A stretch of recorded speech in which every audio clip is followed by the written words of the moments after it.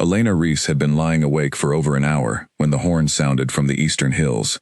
It came at 11:10, and she knew the time not from a clock but from the specific depth of the dark outside her window, and the particular quality of the village's silence, the way every living sound in the surrounding streets had settled into true stillness over the past hour. The dogs gone quiet, the last foot traffic long finished, the whole small community tucked into the dark and breathing slow. She had been in this village for 4 years. She knew it the way you know a place you have chosen to stay in, which is differently from the way you know a place you were simply born into. She had learned this village deliberately, the way she learned patience, by attention, by patience, by watching what happened at each hour and each season, and drawing her own careful conclusions. She knew what the horn from the eastern hills meant. She knew what the note at the end of it meant, the one that trailed down instead of cutting clean. She was sitting up before the echo finished. She dressed in the dark, pulling on her outer clothes with the efficient practice of a person who did not require light for familiar tasks. She lit the lamp from the shelf above the bed, and carried it to the main room, and went to the supply table without sitting down. She began laying things out from left to right, clean cloth in 4 squares from largest to smallest, the brown glass bottles in a line with their cork tops firm, the curved needle already mounted and threaded on its small bar, the flat blade for cutting thread, the basin, the measuring spoon. And she did this without deciding to do it, without asking herself why she was certain she would need them before she knew who would need them. Her hands were ahead of her thoughts this way sometimes. Her mother had been the same. Her mother had said, "When your hands move before you decide, let them. The body knows what the mind is still working toward." She arranged the supplies left to right, and stepped back and looked at the table. She added another cloth square. She moved one bottle slightly, to close the gap between it and the next. She stood with her hands at her sides and waited. She had not been waiting for long, when the door took 3 hard blows just after midnight. She crossed the room, and lifted the latch, and opened the door to the cold night air. He filled the frame completely. He was the tallest man she had ever seen up close, wide across the shoulders in a way that spoke not just of size but of something built into the architecture of him, something that existed in the bones rather than only the muscle. He was pressing his left hand flat to the door frame to stay upright, and the whole left side of his clothing from below the last rib to the outer edge of his hip had soaked through and was dark and heavy. A cut above his right brow had closed on its own and left a long dried trail down the side of his jaw, rust-colored in the lamplight. His lips were pressed together with the specific flatness of a person who has been refusing to make a sound for a long time and has gotten very practiced at it. His eyes, when they found her face, were gold. Not the warm amber that some people called gold in the eyes of the people they loved, not the brown that turned gold in strong light. The actual color, the particular burning, concentrated gold of a flame's center, where the temperature is highest and the light is most itself. Behind him, precisely 1 careful step back, stood a shorter man. He was perhaps 40, with a controlled face and fast, dark eyes that moved across Elena and the room behind her, and the street to either side of her, and back to Elena, in one single, smooth movement. He stood with the quiet positioning of someone who had spent years being the second most important person in any room they entered, and had made of that position a kind of art. His hands were loose at his sides. Nothing about him was tense, but everything about him was ready. "She is the only healer close enough," the shorter man said. He was speaking to the tall man but looking at Elena, reading her the way a carpenter reads the grain of a new piece of wood, assessing for weight, for stress points, for what it would and would not hold. "Let her help you." The tall man did not look at the shorter one. He was looking at Elena with the gold eyes, and she could see, very clearly, the argument happening behind them, the particular internal negotiation between a body that had reached its limit and a pride that refused to acknowledge the concept of limits. She had seen this before, in soldiers, in men who had been taught from childhood that stopping was a form of defeat. The body always won this argument eventually.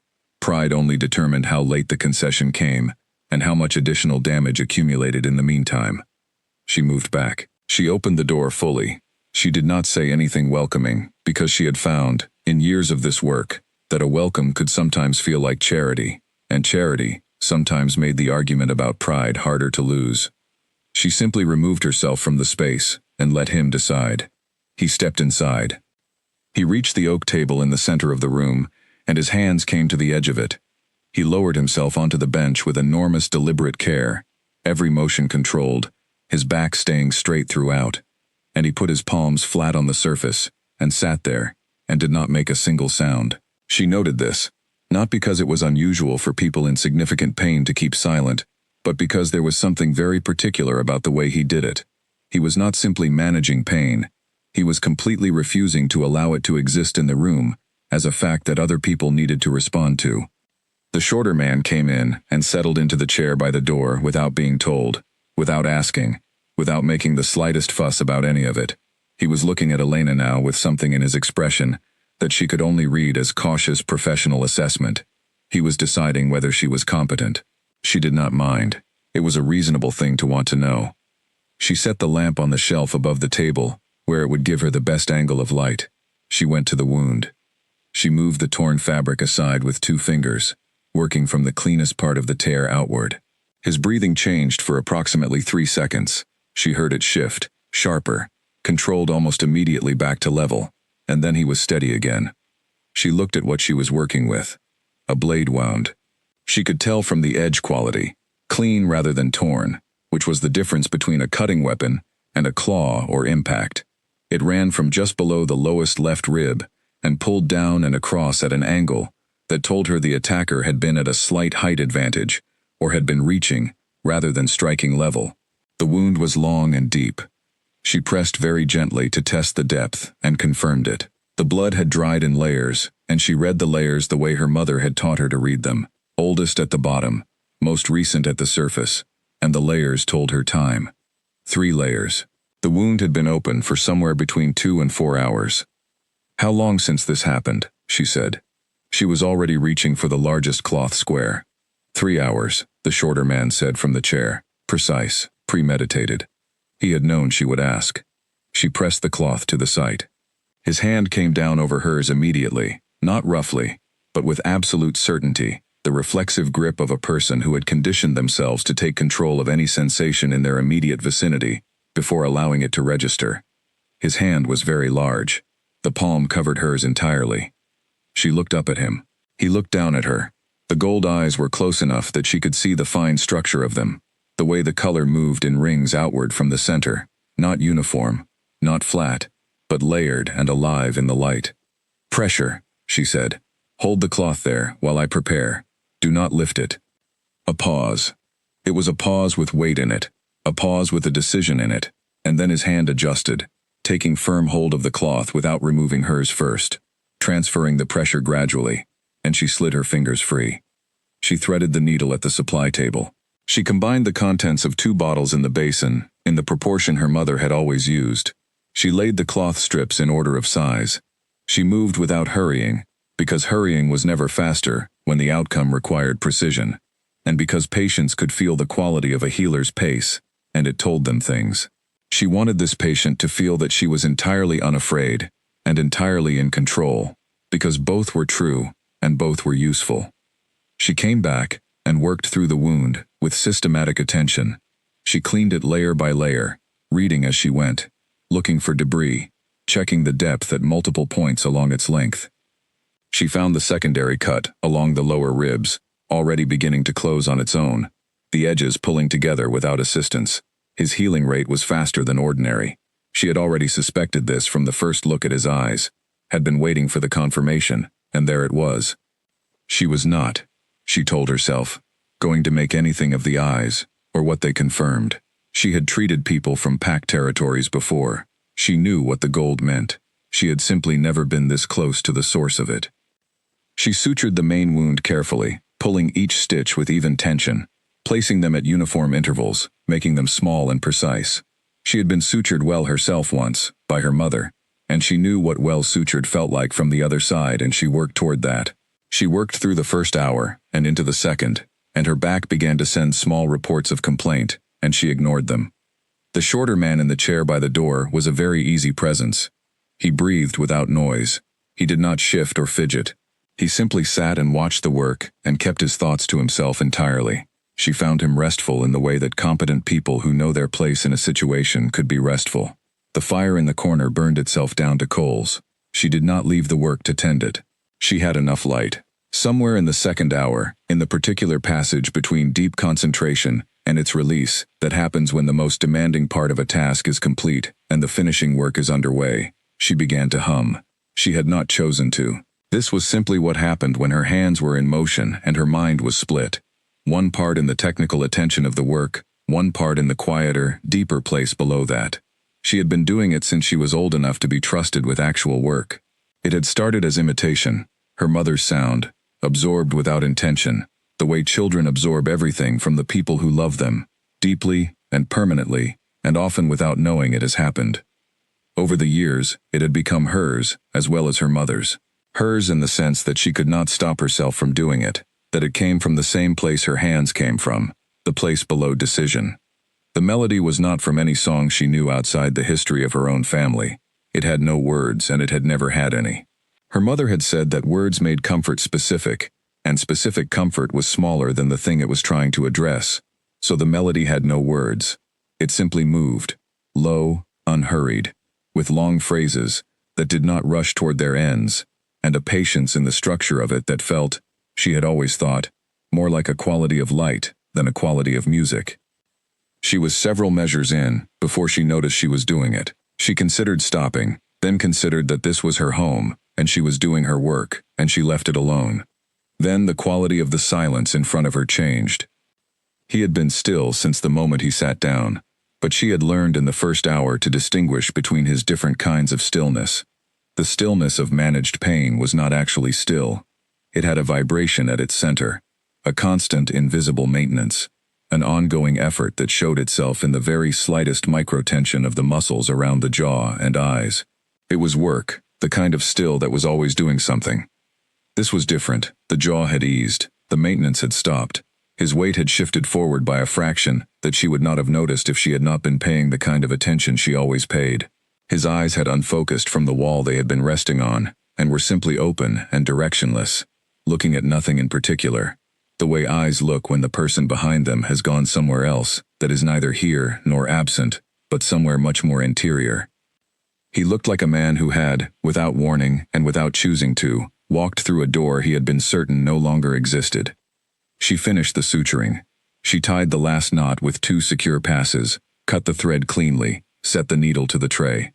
She began wrapping the wound in strips of clean cloth, working from below the site upward, layering with firm and even pressure, pulling each pass taut before placing the next. She worked the wrapping from the bottom edge of the wound to above it, and tied off the final pass, with a flat knot, placed where it would not press against anything. The humming completed its last phrase and faded. He blinked. He came back into the room the way light comes back into a space after something has briefly eclipsed it.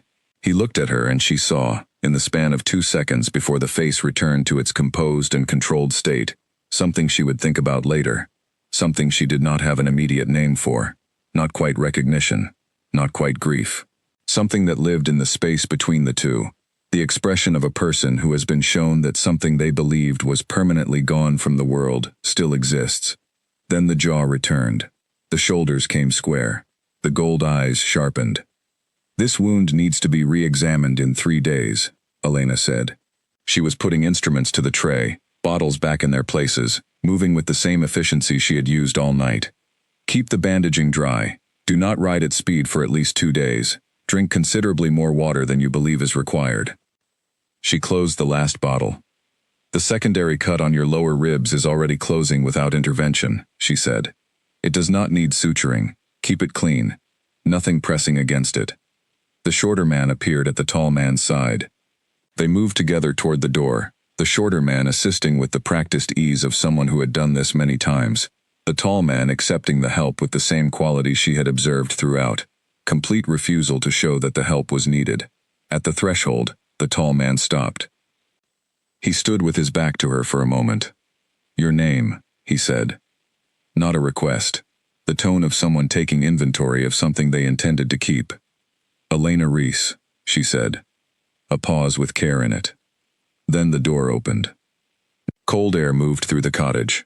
The door closed. The shorter man had looked back in the fraction of a second before the latch engaged. One brief look over his shoulder containing several things she was not immediately able to sort through. something between observation and something quieter than that. She stood in the cottage for a moment after they were gone. She began returning the room to its order. Cloth squares folded and set away, bottles to their line, instruments cleaned and laid in the tray. She moved left to right, the way her mother had taught her, because left to right meant nothing was skipped. She did not ask herself who he was. She had known it before he crossed her threshold. She had recognized the quality of how the shorter man held himself, the particular vigilance of it, the precise and unassuming distance he kept, the way he had assessed every surface of the room the moment he entered it. She had recognized the quality of how the night seemed to organize itself slightly differently around the tall man's movements. She had seen the gold eyes, and what they confirmed. There was only one person people stood behind in quite that way. She had treated the Alpha King. She pressed the back of her hand to her collarbone and felt the heartbeat there, which had been running a small fraction too fast for the last 2 hours, and which she had kept entirely off her face and out of her hands through the whole of the work. She lowered her hand, picked up the lamp, went to bed. She lay in the dark for a long time, looking at the ceiling, listening to the wind that had come up after midnight. She told herself the things she knew to be sensible, that the powerful were simply people when they bled, that all people had moments of letting go when calm was provided to them unexpectedly, that she had seen this many times, and it had never been anything she needed to examine further. She was almost convinced by herself. The melody moved through her thoughts in the dark, slow and unhurried, the way it always moved when it came back to her after use. It carried, tonight, a quality she noticed but did not name. She turned onto her side. She closed her eyes. Sleep arrived eventually, and it was the color of fire at its center. In the hills above the village, Dex Callum walked 2 steps behind his king and maintained the expression of a man thinking about absolutely nothing, which was the most sophisticated thing he had learned to do in 12 years of this work. Kalen Voss was moving well. His stride was even, his pace steady, and to any observer at a reasonable distance, he would have read as nothing more than a large man crossing dark terrain with purpose. But Dex was not a reasonable distance away. He was 2 steps behind and 1 step to the left, which was where he had been for 12 years, and from this position, he saw what the front of Kalen communicated nothing about, a very small preference for the right side in each step, the left arm staying half an inch closer to the body than usual, the set of the jaw that was not, quite, its everyday set. Dex catalogued all of this and walked on and said nothing. They covered 10 minutes of road in silence. An owl was somewhere in the pines. The sky above the hills was thick with stars. She made errors, Kalen said. Dex had been waiting for him to speak. This was not what he had anticipated. He thought, carefully and precisely, about what he had just spent 2 hours watching from the chair beside the door. He thought about the treatment, systematic, clean, unhurried, technically precise at every stage. He thought specifically about the bandaging. Did she? He said. The lower portion. Uneven. Dex looked at the road ahead of him. He looked at the left side of the road, and then the right side, and then the stars above. He thought about the bandaging again, about each pass, about the tension and the evenness. He thought about the word, uneven. I see, he said. 2 more minutes of silence. The wound will require a second examination, Kalen said. We will return in 3 days, as she directed. I can contact Physician Holt at the palace first thing in the morning. No. Dex absorbed this. He absorbed it from several angles and arrived at the same place from all of them. Of course, he said. 3 days. They rode on. Dex kept his eyes on the road ahead of him and his thoughts on an extremely short leash and said nothing further for the rest of the ride. He was a man of significant discipline. He was going to need all of it. The 3 days that followed were longer than 3 days had any right to be. It was not the wound causing this. Kalen Voss was aware of the wound at breakfast on the first morning, a dull background pull on the left side, noticeable but not demanding, and by the second morning the pull had reduced to something he had to look for deliberately to find. By the third morning, when he pressed 2 careful fingers to the site, he found closed skin and new tissue doing the final stages of its work. There was no heat, no resistance. The secondary cut on the ribs had vanished entirely, replaced by a faint line of fresh pink skin that would itself be gone within the week. He was healed. He had been substantially healed since the second day. He told Dex on the morning of the third day that the wound felt uncertain and that he intended to keep the appointment. Dex said, "Of course, my king," in the specific voice he used when he was managing several things carefully at once. He had a range of voices, Dex did, and each one communicated something slightly different about what he was thinking underneath whatever he was saying. The voice he used now was the one that meant he had drawn a conclusion and was elected not to share it. They rode down to the village through early gray morning, the fog still sitting in the low places between the hills, the road quiet and damp. The village was just beginning its working day, smoke from chimneys, a woman crossing the far road with a basket, a pair of dogs investigating the base of a wall. The north end was calmer even than the rest, and Elena's cottage at the edge of it had the same organized, self-contained quality he had noted the first night. Garden in its rows, door in its place. The door was blue. He noticed this again. That particular color, light and specific. Dex stayed at the gate. He had done this without being asked, had simply hung back when Kaelin came through, as though this arrangement were already established. Kaelin knocked. 3 seconds passed. Then the door opened. She looked at him with the same quality she had looked at him with 3 nights ago, the complete, unpretentious calm that had nothing performative in it. No visible surprise, no deference, no careful management. She simply looked at him, registered his presence, and stepped aside. He came in. He sat at the table. Without being asked, he pushed back his left sleeve and held the wound site where she could reach it. She had needed this the first time, and would need it again, and he had anticipated it. She lit the second lamp. She came to him, with her hands already moving. She pressed the side of her palm gently along the bandaging, checking the tension and the state of it. She peeled the edge back with careful fingers and looked at the skin underneath for a long time. She pressed the site with 2 fingers, moved them slowly. She checked the tissue with real attention, not performing attention but giving it. She straightened up. Her eyes were gray. He noticed this properly now that he had time and light. Not a simple gray. It was a complex gray, the kind that had weather moving through it at multiple altitudes. The kind that could not be called either warm or cold, and that changed slightly depending on what it was looking at. "The wound is completely closed," she said. "There may be complications beneath the surface," he said. His voice was even. He was aware of how even it was. A pause. She held his gaze without any particular effort, the way a person holds a gaze when there is no tension in it for them. "Complications," she said. "A wound of that depth can affect the deeper tissue after the surface seals. Secondary symptoms often present several days after the exterior closure."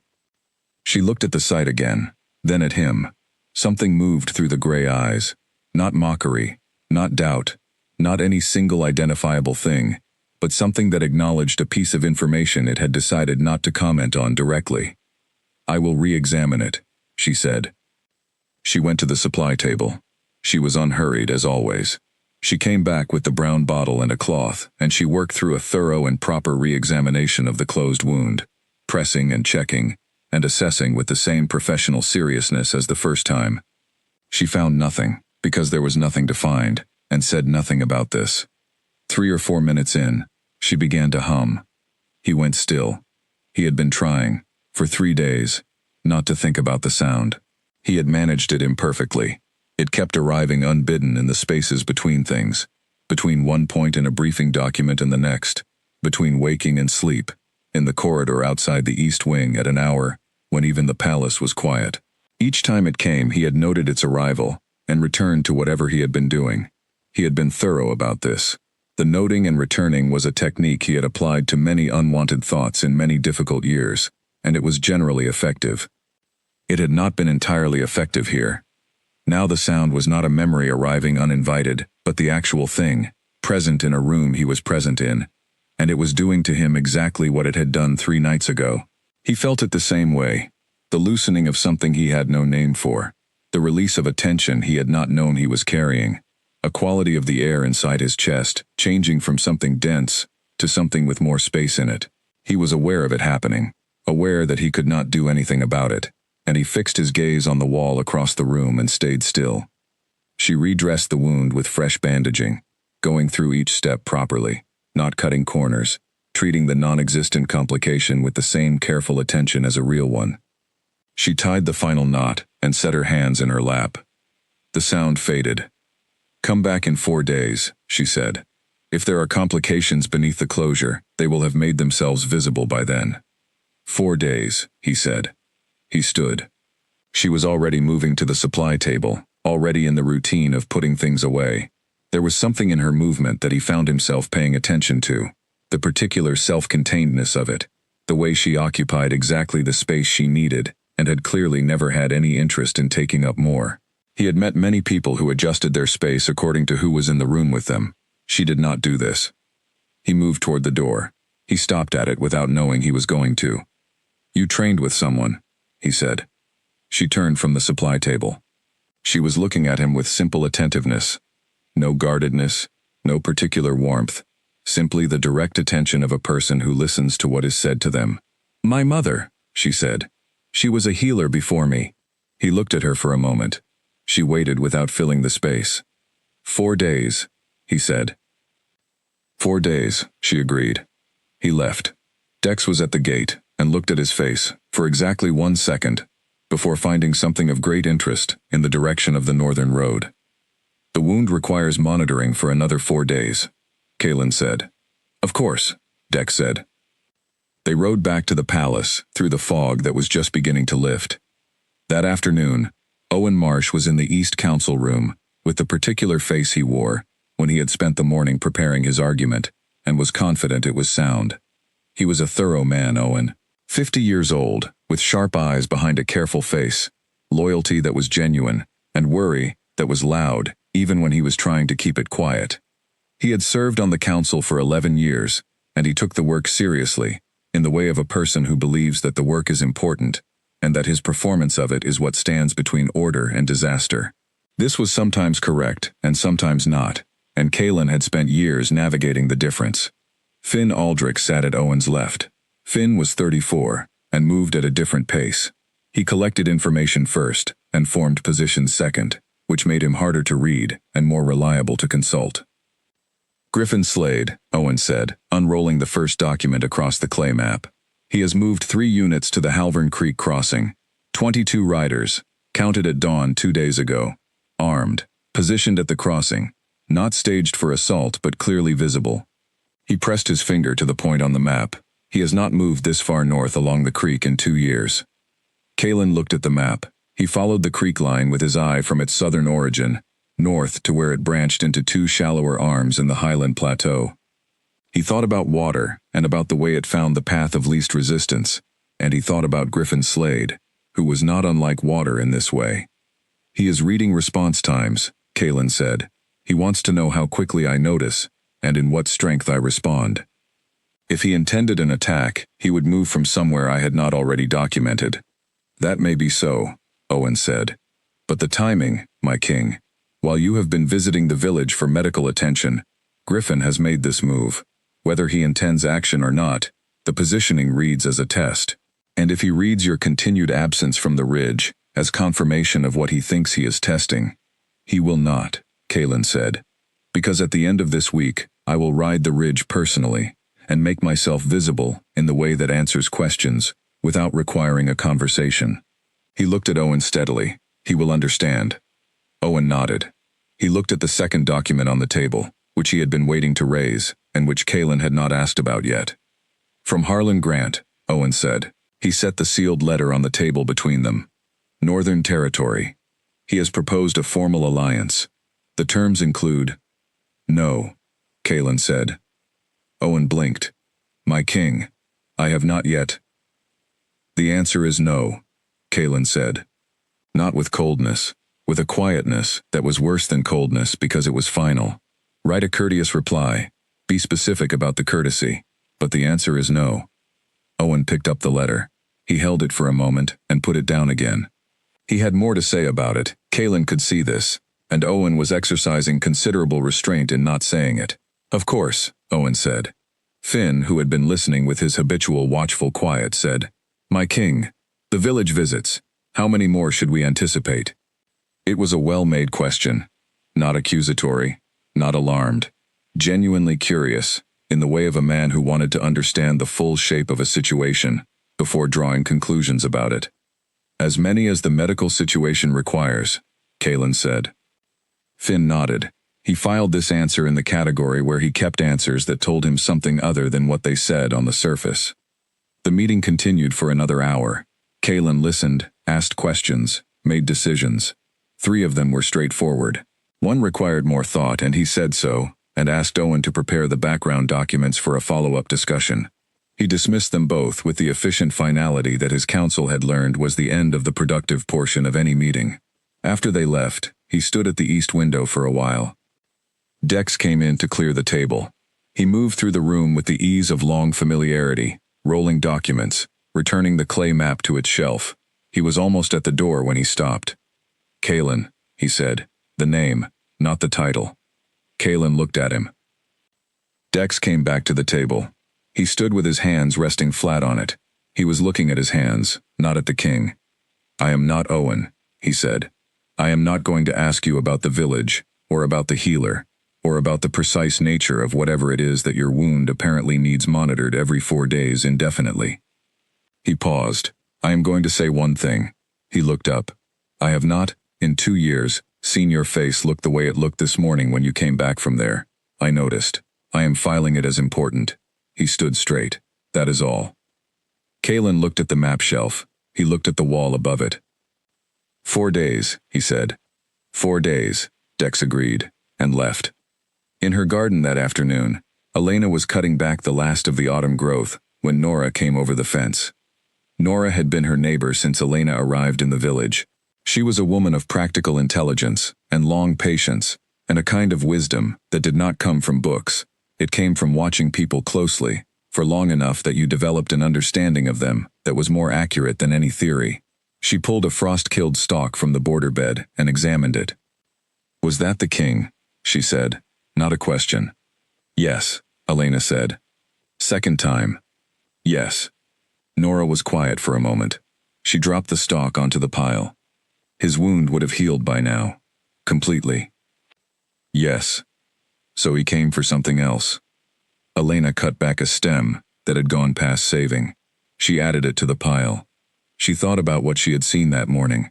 Not the wound, not the redressing, not anything she could call a medical event.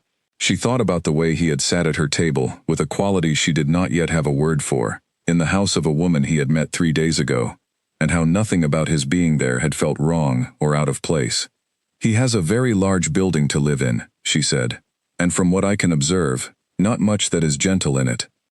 Nora considered this. That is not precisely a medical finding, she said.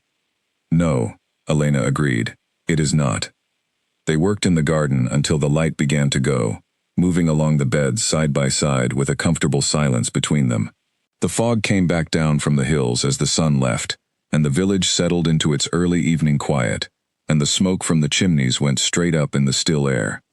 Elena, Nora said, as they were finishing. Elena looked at her. Be careful, Nora said, not unkindly. Not as a warning about anything particular, simply as what it was, the thing a friend says when they have seen something in another friend's face that they recognize as the beginning of something that could become important. 4 days became 5, and Elena spent the extra day telling herself the difference was nothing. She had her work.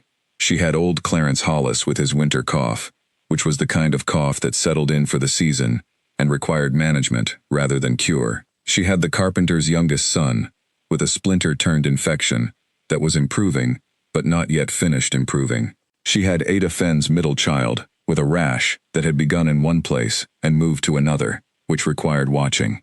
She had her garden to put to bed for winter, and her supplies to assess and replenish, and her records to keep current, and her cottage to maintain through the cold months. She was not sitting at the supply table with things already laid out in their order when the knock came on the morning of the 5th day. She was, however, already on her feet and moving when the knock came. She had been on her feet since before she could reasonably have expected him. She opened the door. He looked different from the first night, not healthier exactly, because he had looked controlled and upright even when he was bleeding, but different in a way she was still working out the right word for. Less defended, perhaps, or perhaps the same degree of defended, but more aware of himself being so. The second visit had given her a clearer look at him, and this one gave her a clearer look still. each visit adding another layer of information to what she was building. Dex was at the gate. He gave her a small, direct nod, not the careful assessment of the first night, but the nod of someone who has moved past assessment into something more like acknowledgement. She stepped back. He came in. He sat. He pushed back his left sleeve, an anticipatory gesture that had become a pattern in 3 visits. He arrived already preparing to be examined, already giving her what she needed before she asked for it, which was one of the more interesting things she had noticed about him. He thought ahead. Even in a situation where he was the one receiving assistance, he was orienting himself toward being useful. "The wrist," he said. He held it out toward her. Left wrist extended, palm up, strained. In the field before the main incident, it has been a difficulty since. She looked at the wrist. She took it in both hands, cradling it in her left palm, and she began to work through it systematically, from the heel of the hand to the upper forearm. She pressed along each tendon group with careful, steady thumbs, applying graduated pressure and watching his face for the responses that pain produced, even in practiced faces, the micro-tightening at the outer corner of the eye, the fractional shift in the jaw, the slight pull of muscle under the ear. She found nothing. She moved the joint through its full range, slowly, in every direction. Up, down, lateral rotation, full extension. She applied specific directed pressure to each tendon at its attachment point. She tested the muscle groups above and below.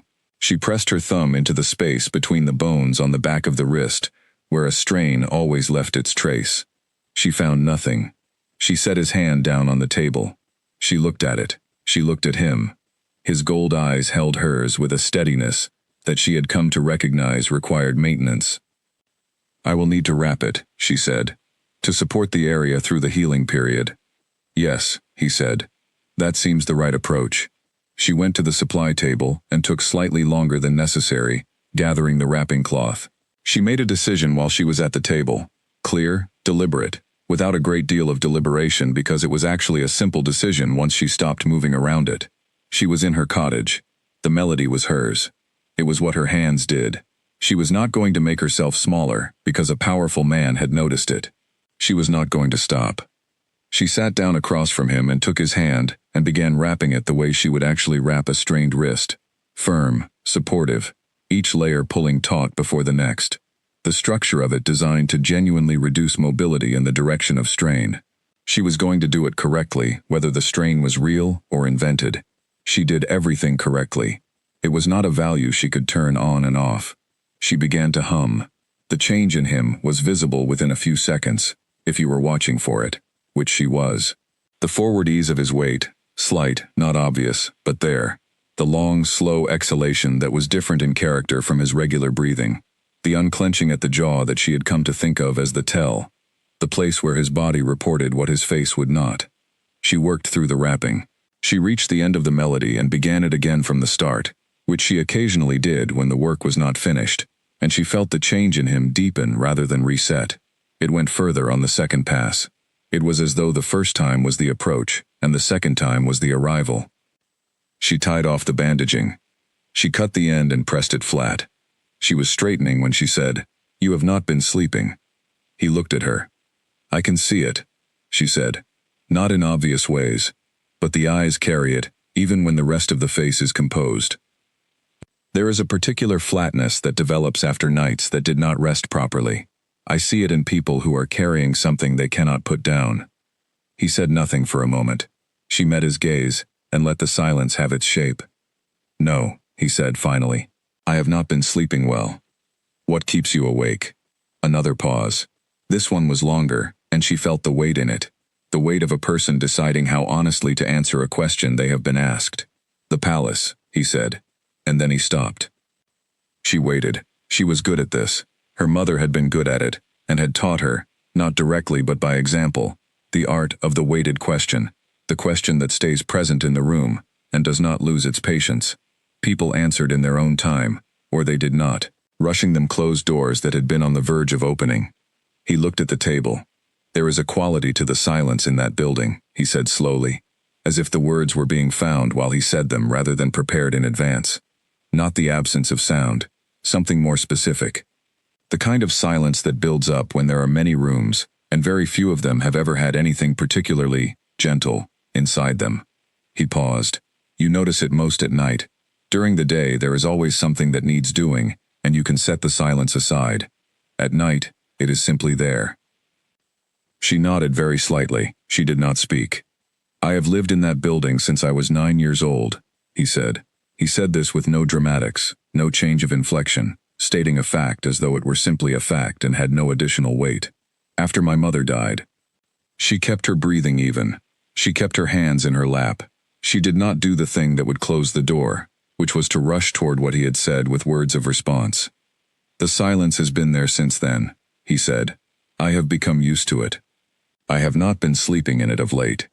She thought about what he was telling her, about what it meant that here, in this small cottage that smelled of dried herbs and old wood, and the particular combination of scents that years of her work had built into the walls, this man was sleeping, or had, twice now, done the thing that was adjacent to sleep, the full body release that she had watched happen in him when the melody came, the total letting go of the tension he carried everywhere. Come back in 6 days, she said. He looked at her.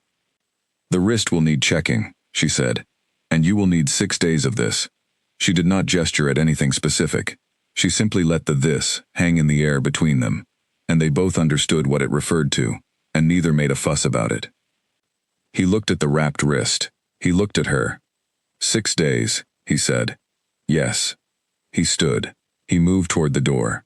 At the threshold he stopped, as he always stopped, and this time, she watched the stop, without pretending not to. Kalen, she said. She had not planned to use his name. She had not prepared it. It simply came, the way certain things came when they were the right word for the moment. He stilled. Whatever it is you are not sleeping about, she said. It is patient. It has been patient for much longer than 6 days. It will wait. A very small thing happened at the corner of his mouth, something that was not a smile but knew what a smile was, something that was trying to remember. I will try, he said. He left. She stood at the window after the sound of his horse faded on the north road, and she looked at the garden without seeing it for a while. Then she went back to her work. 3 mornings after the wrist visit, Elena heard a knock at her door that was not his. Dex Callum stood on her step alone, without his king behind him, with the expression of a man who has chosen his words in advance, and has also prepared for the possibility that they will not land the way he intends them. May I come in? He said. She stood aside. He sat in his chair, the one by the door, the one that had become, over 3 visits, apparently his, and he held his hands in his lap and looked at them for a moment. I want to tell you something, he said, not as his representative. All right, she said. He told her about Griffin Slade's riders in the western tree line, 6 of them, 2 days ago, crossing at the old ford and moving parallel to the road, under cover of the trees, parallel to the exact route from the palace down to the village. He told her what they had been doing, watching, counting, noting.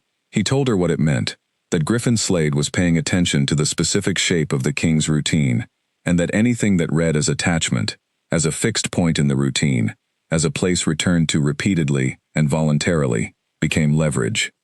He told her that Kalen had posted 4 riders in rotation around the north end of the village, without informing her. Elena listened without interrupting. When he finished, she said, He has posted riders around the village. Yes, Dex said. She nodded. She had found the 3 flat stones on her doorstep 2 mornings ago, stacked in the old border signal arrangement. She had grown up near enough to the border territories to know what the arrangement meant. We are here. I am not going to stop, she said, if that is what you came to determine. No, Dex said, I did not come for that. He looked at his hands again, then at her, with the directness of a man who had decided to say something straight. He does not talk about himself. He has not, in the years I have known him, said anything true to any person about what it costs him to be what he is. He keeps that in a specific and completely private place, and he has never once opened the door to it. He paused. He comes here with invented injuries. He has been doing it since the 2nd visit. I want you to understand that for him, this is not a small thing. For him, this is, I do not have a better word, extraordinary. Elena was quiet for a moment. I know, she said. He looked at her steadily. And you are still, Yes, she said. He nodded. He stood. He went to the door and stopped. He trusts very few things, he said. I have watched him for 12 years, and I can count what he trusts on one hand. The territory, his own body when it needs to act. 3 people, including myself. He met her eyes one more time. I believe that number may have changed recently. I wanted you to know what that means. He left. Elena stood in the center of her cottage for a moment. Then she sat down at the table in the chair across from where he always sat. She put her hands flat on the surface and felt the worn smoothness of the wood under her palms. She sat there for a long time. Outside, the morning was clear and very cold, the first true cold of the season, and the frost on the garden was thick and white, and the hills above the village were dark green against a pale sky. In the trees on the north slope, which she could not see from where she sat, but which she knew were there, 4 riders were moving through their rotation, in quiet, and saying nothing to anyone about why they were there. She thought about trust, and what it looked like in a person who had not practiced it freely. She thought about large buildings with many rooms, and nothing gentle in them. She thought about a 9-year-old boy. She pressed her palms to the table, and stood, and went back to her work. The afternoon was full. Clarence Hollis needed his chest checked. The splinter infection was finally turning. Ada Fenn's child's rash had moved again, and she needed to reconsider the treatment. She worked steadily through it all, and Nora came with soup at midday, and the day moved toward evening, in the ordinary way that days did. On her doorstep the next morning, she found the 3 stones exactly where she had put them back. The council meeting on Wednesday morning was longer than Owen Marsh had planned, and considerably more pointed than Finn Aldrich would have preferred. Owen had prepared. This was obvious from the moment he entered the East Room. The documents organized in a particular way. The map weighted with 4 specific points, rather than his usual 3. His face carrying the settled determination of a man who has rehearsed the argument he needs to make, and has resolved not to be dissuaded from making it. He set the main document in front of Kalen without preamble. Griffin Slade's eastern deployment has expanded, he said. As of yesterday morning, his 3 units at Halvern Creek have been joined by 2 additional companies on the plateau above. He now has enough strength at that position to move in 3 different directions without requiring reinforcement. He pressed his finger to the map. He is no longer watching. He is positioned. Kalen looked at the map carefully. He traced the creek line, and then the plateau above it, and the 3 directions Owen was pointing to, and he thought about what it meant that the positioning had expanded, rather than simply held. He is still not staged for attack, Kalen said. No, Owen agreed, but the stage is being assembled. This is different from observation, my king. The observation was 2 weeks ago. This is preparation. What he is preparing for specifically, I cannot say, but the question is becoming urgent. Kalen was quiet for a moment. I rode the ridge 8 days ago, he said. He saw me. He counted my riders. He noted my response time. Yes, Owen said, and apparently concluded something from what he observed. He paused. There was something in the pause that was careful. Owen picked up the second document from the table. My king, the village visits. I raise this knowing that you have directed me not to raise it, and I raise it anyway, because it is my function to tell you what I see. He set the document down. You have made 8 visits to the village in the past 7 weeks. You travel in reduced company. You spend significant time in one location, on a fixed route, without varying the pattern. Griffin Slade has now had eyes on that route twice. He is a man who looks for patterns. He is seeing one. The room was quiet. Kalen looked at the map. He looked at the plateau above Halvern Creek. He looked at the 3 directions an army of Griffin Slade's current positioning could move without requiring reinforcement. I will ride the ridge again this week, he said. With full company this time. 12 riders, full display. He sat back. And I will increase the watch on the village. 6 riders now instead of 4. And a second rotation shift added. Owen made a note. And the visits. Continue, Kalen said. Owen stopped writing. He looked up. Continue, Kalen said again, with the same quietness that closed the subject the way a door closes. Not with force, simply with finality, the latch engaging. Owen set down his pen. He looked at Finn. Finn gave him the look he always gave when something had been decided, and further argument was not going to change its direction. Owen picked up the pen and made another note. The Harlan Grant reply, Finn said, has gone out. And, His response arrived this morning. He takes the refusal well, but notes that the offer remains open, and that a future negotiation would be welcomed. Finn paused. He is a patient man. He is a calculating man, Kalen said. Patience is a tool he uses well. Note it and watch the northern trade routes. If he is genuinely patient, he will wait. If he is performing patience, he will start moving goods in a particular direction. Finn noted this. The meeting went on. Kalen moved through it with his full attention, because his full attention was what the work required, and he had never given it anything less. He was capable of holding the territory and the council and the border threats in one part of his mind, while another part of his mind was somewhere else entirely, and this capability had served him well for many years. The part of his mind that was somewhere else was reviewing a conversation about the quality of silence in large buildings and the specific hour at which that silence was loudest. After the council dismissed and Dex had cleared the room, Kalen did what he had told Owen he would do.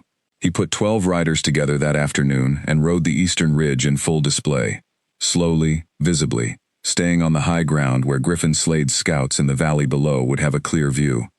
He took 2 hours for a circuit that could have been done in 40 minutes. He moved deliberately. He made himself seen. On the ridge he was the king, entirely and without interruption, without gap, without the small but real other version of himself that existed only in a certain small room. On the ridge, he was what the territory needed him to be, and he was it, completely, because that was what he had always done, and what he had always been capable of. But on the ride back down, in the blue-gray of the late afternoon, he was aware of a quiet inside himself that was not the palace kind. It was the other kind, the kind that had been built, quietly and by accumulation, over 6 weeks of a particular melody in a particular room. A quiet that had something in it, space in it, the quality of a room that had been open to the air. He had not known, before, that there was a difference. The village elder, Grant Hollis, was 64 years old, and had the face of a man who had spent 64 years outdoors in all weathers, and had come to an arrangement with this fact. He was not unfriendly. He was not hostile. He was the kind of careful, unhurried man who said what he thought, but had learned over the decades to think carefully first. He came to Elena's door on a Thursday morning with a pot of his wife's preserved plums, which was the village's established idiom for, "I need to speak with you about something, and I want us to be on good terms throughout the conversation." Elena thanked him for the plums and let him in. He sat at the table in the chair that Dex usually occupied, the one by the door, and he accepted a cup of tea, and he held it in both hands, and he looked at the surface of the tea for a moment before he spoke. "You know why I am here," he said. "I have a reasonable idea," Elena said. "The king's visits," Grant said. "I am not going to tell you that you are wrong to treat him. I would not tell any healer who they may and may not treat. That is not my place and I know it." He paused. "What I want to say is this. The village is being watched. It has been watched since the second visit. I am not the only one who has noticed the riders in the north tree line. Griffin Slade's men, not the king's, though those are there too. My concern is for the village, not for you personally, though I am also concerned for you personally." Elena looked at him steadily. She had known Grant Hollis for 4 years. He was a good man, in the specific sense that mattered most. He was honest about his reasons. He did not dress up self-interest as altruism, and he did not dress up altruism as impartial judgment. He simply said what he was worried about and why. "I understand the concern," she said. "The village did not choose to be in the middle of this," Grant said. "We chose to be here, on this land, doing our work. We did not choose to be a point of strategic interest to Griffin Slade." He looked at her. "I am not asking you to stop. I want to be clear about that. I am asking you to understand what your choice means for the people around you." Elena thought about this honestly, because it deserved honesty. She thought about the riders in the north tree line, the ones she had noted, and the ones that had been posted to keep watch on those, and she thought about what Grant was describing, which was real, and not dismissible. "I understand it," she said, "and I am not going to stop." Grant nodded. He had expected this, she could tell. He was not disappointed by it, or angry. He was simply taking the inventory of the situation. "Then I would ask," he said, "that you tell me if anything changes. If the watching changes character, if the threat becomes something other than observation. I will tell you, she said. He stood.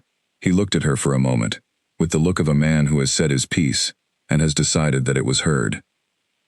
My wife will want to know if the plums are acceptable, he said. Tell her they are excellent, Elena said. He smiled briefly, and left. Elena sat for a while after he was gone. She looked at the pot of plums on her table. She thought about the village, its chimneys, and its roads, and its people doing their ordinary necessary work. And she held the weight of what Grant had said, alongside the weight of what she knew about the man who came to her table every week. She had become, she understood, the center of something, not because she had sought it, because she had opened her door to a man bleeding on her doorstep and had not flinched, and had not deferred, and had simply done her work. And something in that, in the plainness of it, in the complete absence of performance, had reached a person who had been surrounded by performance for so long that he had forgotten what the alternative felt like. She could not undo that, she did not want to.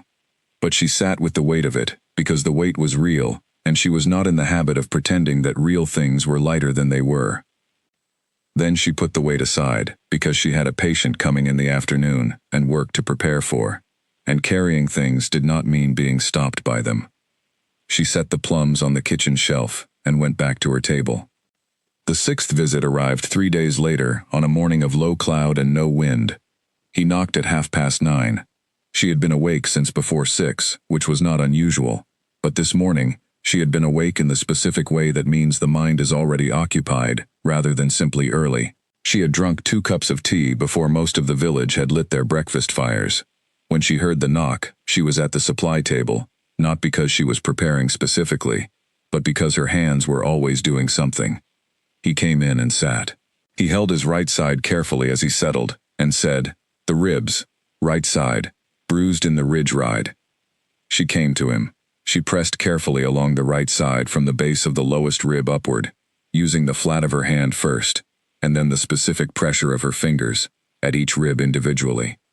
She felt through the muscle layer to the bone beneath, checking the symmetry, the warmth, the response to graduated pressure.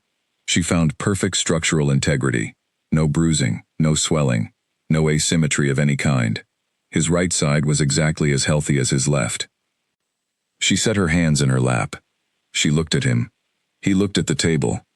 "I will work on the area," she said. "The muscle tissue around a bruised rib requires careful handling to prevent it stiffening." She went to the supply table and came back with the oil her mother had always used for rib work, a mixture she made herself from dried herbs and a clear base oil, and she poured a small amount into her palm and began working on the area in the circular patterns she had learned for exactly this kind of injury. She knew the ribs were fine. She was going to do this correctly anyway. She began to hum. She moved through the melody in the familiar progression, her hands working in their circular routine, and she watched him settle into the sound the way she had watched him settle into it on every visit now. The jaw, the shoulders, the quality of his breathing. She had stopped being surprised by it. She had started to find it, in some very quiet part of herself that she did not examine too often, something she looked forward to. She was in the middle of the second phrase when he said, "Tell me about your mother." She did not stop working. She let the question settle. "What would you like to know?" she said. "Whatever you want to say," he said. "You do not need to find the right thing. Whatever comes." She thought about her mother, Clara Reese, a practical, quiet woman who had been many things that people did not see, because she was also private. A healer, yes. A teacher, in the way that everything she did was teaching whether she intended it to be or not. A woman who had made choices that were brave, without describing them that way, who had been strong in a way that did not require an audience. She was very precise, Elena said. About everything. The way she organized her supplies, the way she kept her records, the way she explained a treatment, all of it exact and orderly. She said that precision was respect, that if something was worth doing, it was worth doing completely and correctly. He was listening. She could tell the quality of his listening from the particular quality of his stillness. "She moved us here when I was 12, Elena continued. "We had been in a smaller village, further north. My father had died when I was 6, and for several years it was only the 2 of us. She was the only healer in the area, and she worked constantly. People valued what she could do, but..." Elena paused. finding the words that were both true and not more than she intended to give. People sometimes found it easier to value the work than to value the person doing it. She knew when it was time to go somewhere different. She came here. She came here. The village was larger and had other healers, so she was not indispensable, which she said was a relief. She could do her work, and be one person among others doing theirs. She died here 6 years ago, the winter after my first year keeping the practice on my own. She finished the circular work on the ribs and moved her hands to the muscle groups below, working downward. The melody, he said. She sang it here too. She hummed it here, yes, all her life. Elena let a moment pass. She said she had learned it from her mother, who had learned it from hers. She never knew where it had started. It was simply always in the family, passed along without words, because there were no words for it. She said.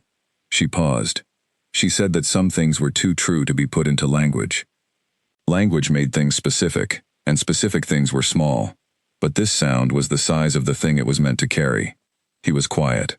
She worked the last of the muscle group and cleaned the oil from her hands. What was it meant to carry? He said. She thought about this carefully. The idea that someone was present with you, she said, not fixing anything, not trying to make it better, just present, sitting with you in whatever the moment was, acknowledging that it was real and that you were in it, and that you were not in it alone. The room was very still. She hummed it at you when you were frightened, he said. Yes. It was not to tell you not to be frightened. No. It was to tell me that being frightened was all right, that she was there regardless. That fear did not change what was between us. She paused. She said that the worst thing you could do for a frightened person was to try to talk them out of their fear. The fear was real. Telling them it was not real made them feel more alone. He looked at the table for a long time after that. She was putting the oil away when she heard a knock at the door. She and Kalen looked at each other for a fraction of a second. She saw something in his face that was not quite alarm, because he did not do alarm, but was adjacent to heightened attention, and then she went to the door. The woman outside was older than Elena, perhaps 50, with a composed and capable face, and a large leather bag that was clearly a healer's bag, of the comprehensive and well-made kind that suggested long professional experience. She looked at Elena with professional assessment and introduced herself. Ada Merrill, she said. I have been asked to assist in the care of the Alpha King. I was directed here. Elena looked at her. She had heard Nora mention this woman 3 days ago, had said she had come to the North Gate, asking for Elena's cottage, and that Nora had given her directions that were imprecise enough to buy several days' delay. By whom? Elena said. By members of the council, with concern for his care and the logistics of the current arrangement. Ada Merrill's voice was neutral and professionally courteous. She was not hostile. She was the kind of person who did their job well and did not require drama to do it. Elena stepped back. Come in, she said. Ada Merrill came in. She looked at the room with the efficient assessment of a healer, noting the organization of another healer's space. The supply table, the instruments in their tray, the bottles in their line. She looked at the man sitting at the oak table. She looked at him for a moment. He looked back. Miss Merrill, he said.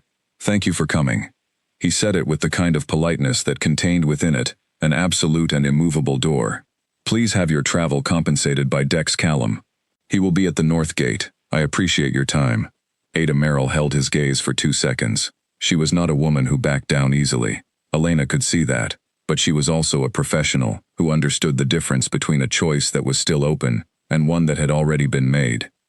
She looked at Elena. Her gaze said, I see what is happening here, and I will not pretend I do not, and I have my own opinion about it that I am choosing not to voice. Then she picked up her bag. My king, she said, with a precision of courtesy that communicated several things at once. She nodded once to Elena, a nod of professional acknowledgement that contained, barely, a thread of something else. Then she left. The door closed. Elena stood for a moment at the door after it closed. Then she turned back to the room.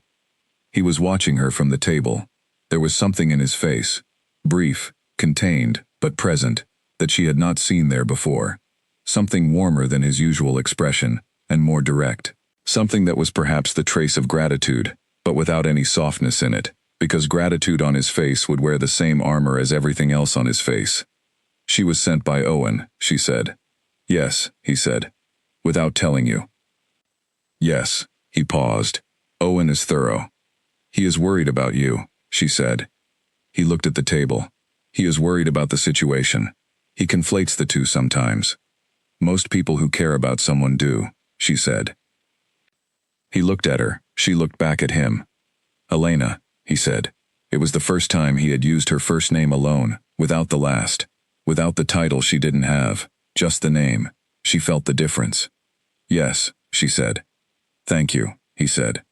And then he did not explain what he was thanking her for, because she already knew, and they had passed the stage where things needed to be explained between them, if both people already understood them. She went back to the supply table. She began putting things away. 6 days, she said. 6 days, he said. He left, and the room was quieter than it had been before he came, in the specific way that rooms are quieter after a presence has left them, that was larger than the room had previously known how to hold. The letter arrived on a Tuesday morning, tucked inside the door when she came back from Clarence Hollis's house at 8:30. It had been slipped through the narrow gap at the base of the doorframe, the way letters were sometimes delivered by people who did not want to be observed delivering them. It was folded once and sealed with a plain wax dot, no mark, no initial, nothing that could be read back to anyone. The handwriting on the front said only, "For the healer." She stood at her kitchen table and opened it. It was short. 9 lines in a neat, careful hand that had been chosen, she noted immediately, for legibility rather than style, the handwriting of someone who wanted to be read clearly and leave no room for misinterpretation.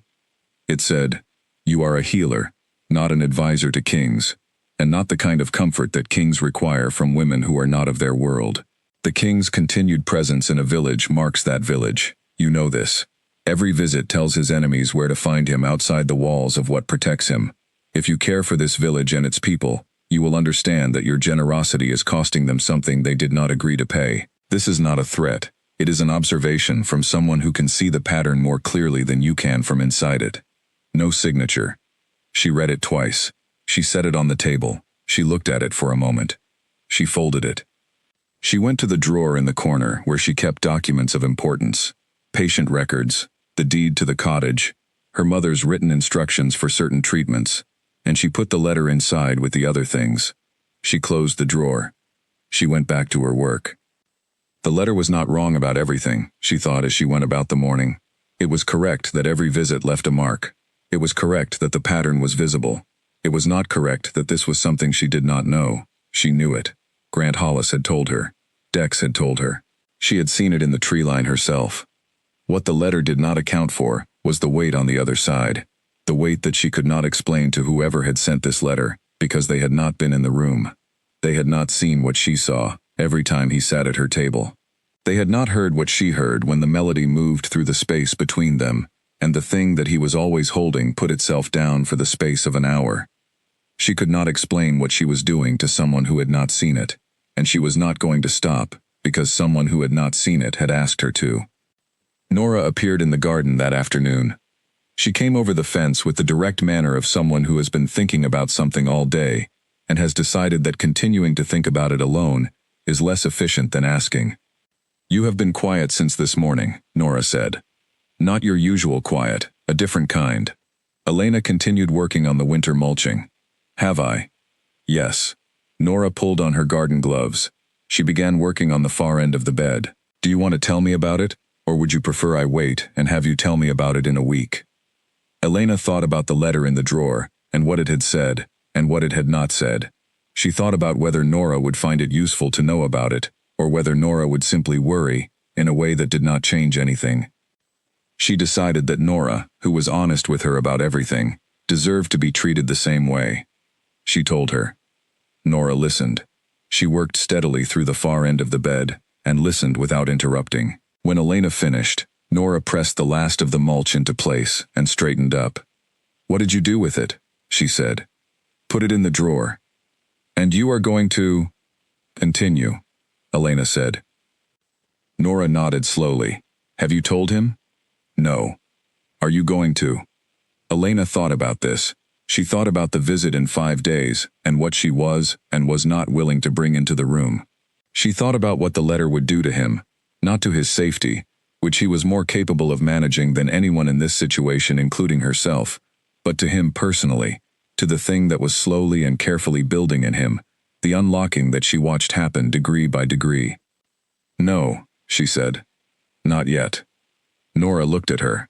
"Because you do not want him to stop coming," she said. "Because I do not want him to make a decision about my safety on my behalf," Elena said. "He would. That is what he does with things he considers his responsibility. He makes decisions about them." She paused. "I have not given him that responsibility, and I do not intend to, until I decide to." Nora said nothing for a moment. She pulled off her gloves. "Do you know who sent it?" she said. "I have a reasonable suspicion," Elena said. "It does not matter right now." Nora nodded. She looked at the garden, then at the hills above the village, then at the North Road. "He is coming in 5 days," she said. "Yes. And you are not going to tell him?" "Not today," Elena said.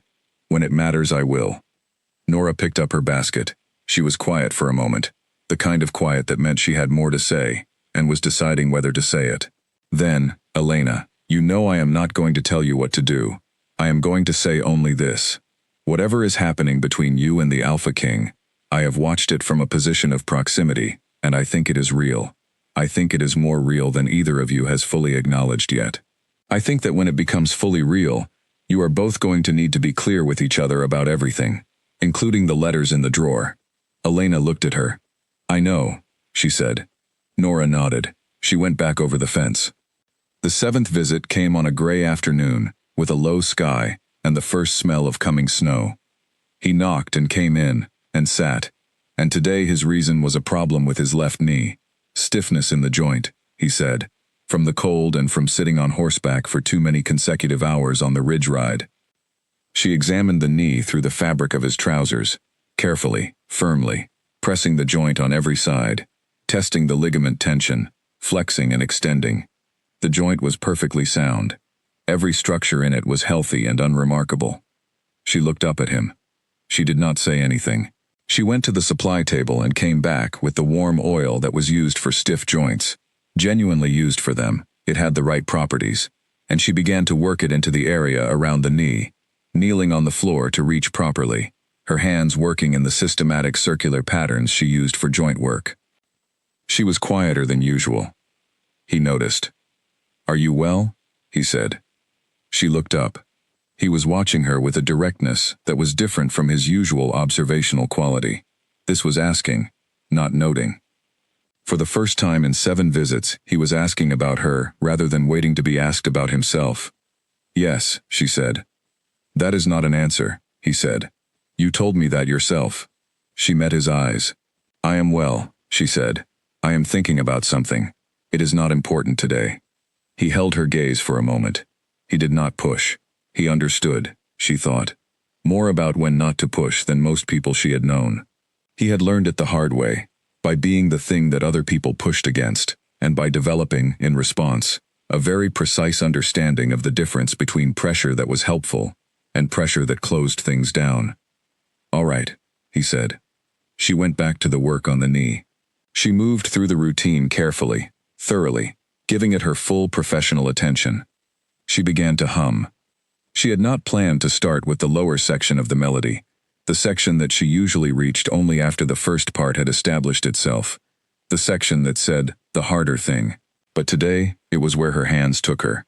She moved into the phrases that slowed, that dropped in pitch and pace, the part of the melody that her mother had reserved for the worst nights, the part that did not say it is fine, but said I am here, in whatever this is. He went very still.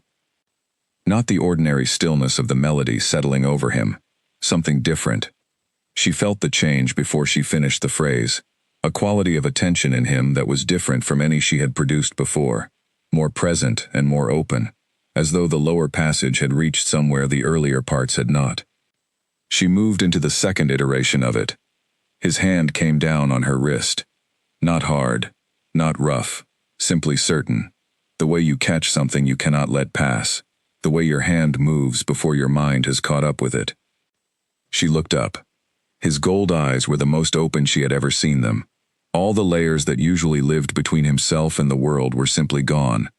Not removed, not managed away, but gone.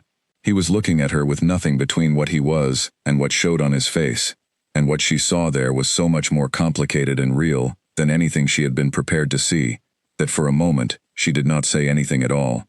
"Where did you learn that?" he said. His voice was lower than usual, rougher. The layer it kept had come off with everything else. She did not move her wrist. "My mother," she said. "She told me that part was for the ones who did not yet know they were broken." He looked at her wrist in his hand. He looked at it for a long time. "She said that broken things were not lesser things," Elena said. Her voice was steady. She was keeping it steady, and it was not easy. She said anything that had been tested and survived had a kind of integrity that intact things never had. She said the ones who did not know they were broken were carrying the hardest weight, because they had not yet set it down. He was very still. She hummed that part at them, Elena said, as an invitation, to set it down for a moment, not to lose it, not to be cured of it.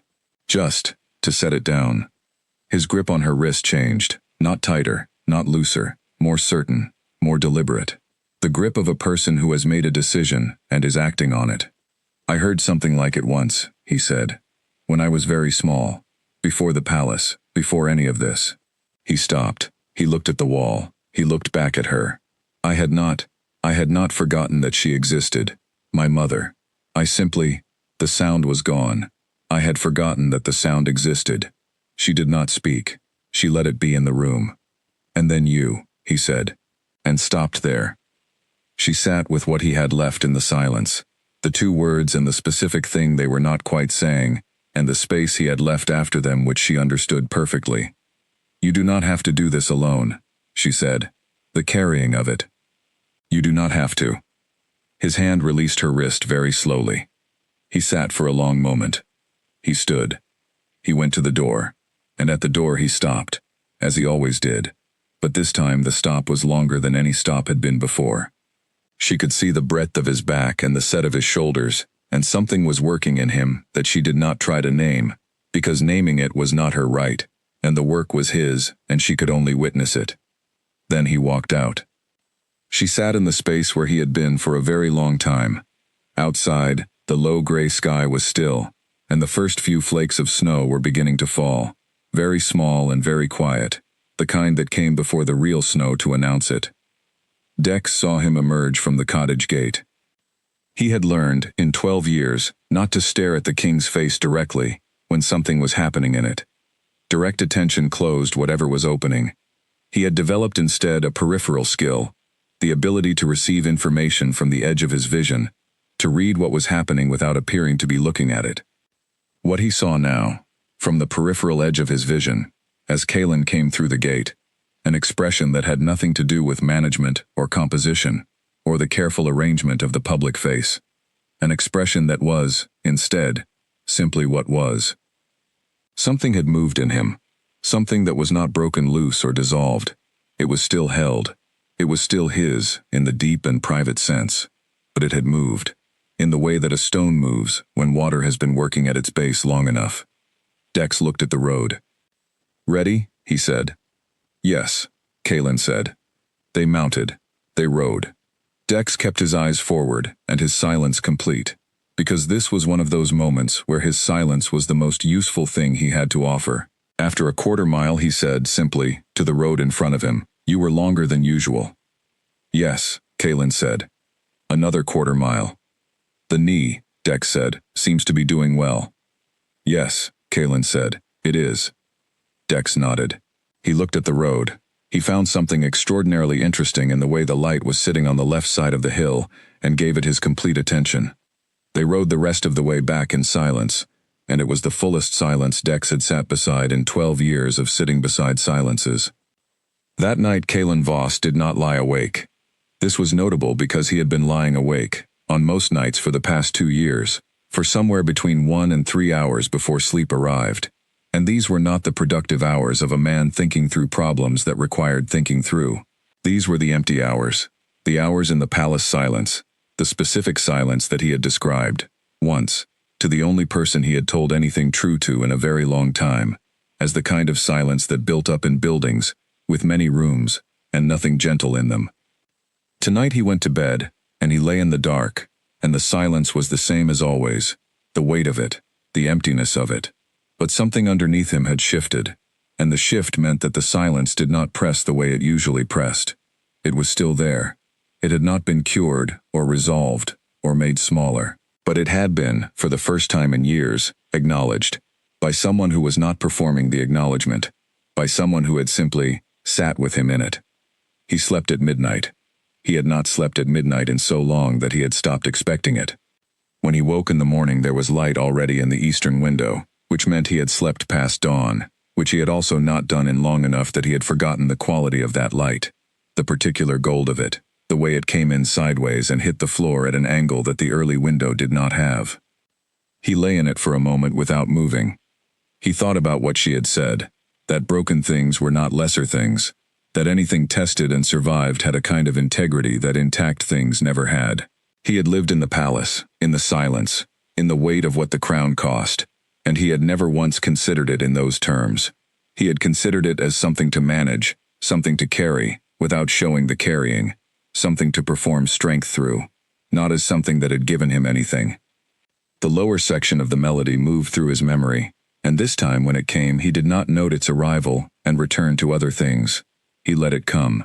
He lay in the gold morning light and let it come, and it moved through him the way she had described her mother saying that sound moved, the size of the thing it was meant to carry, rather than smaller than it.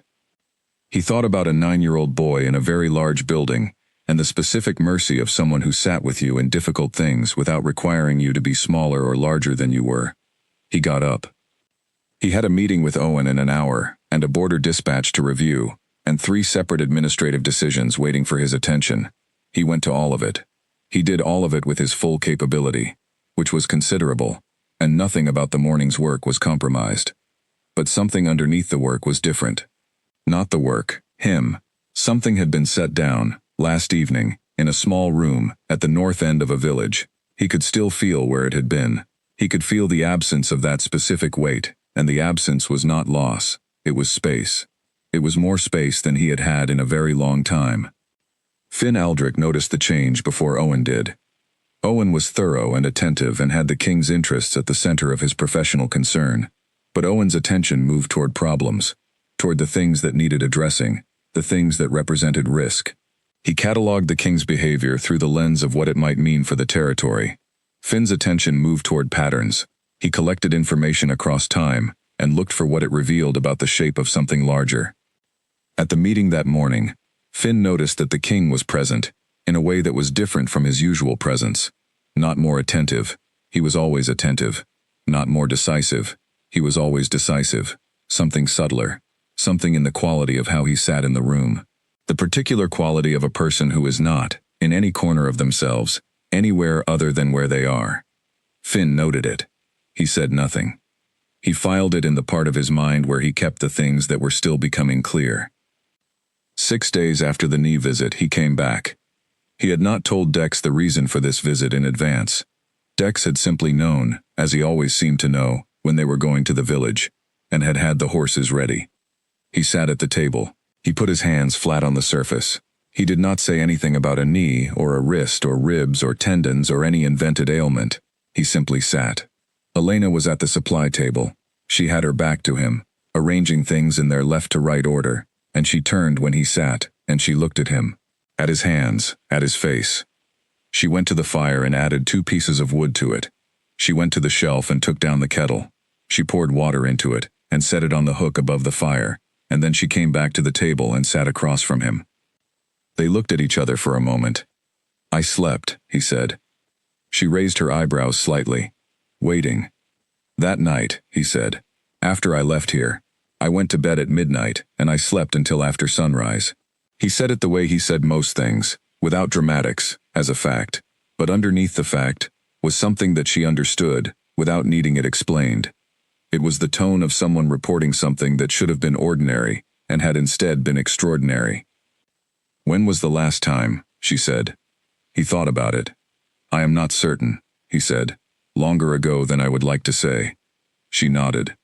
The kettle began to make the small preliminary sounds of water coming toward the boil. Outside the window, the snow that had started the day before was still on the ground, thin and white and even. The sky above the hills was pale and clear. "I have been thinking," he said, "about what you said, about broken things.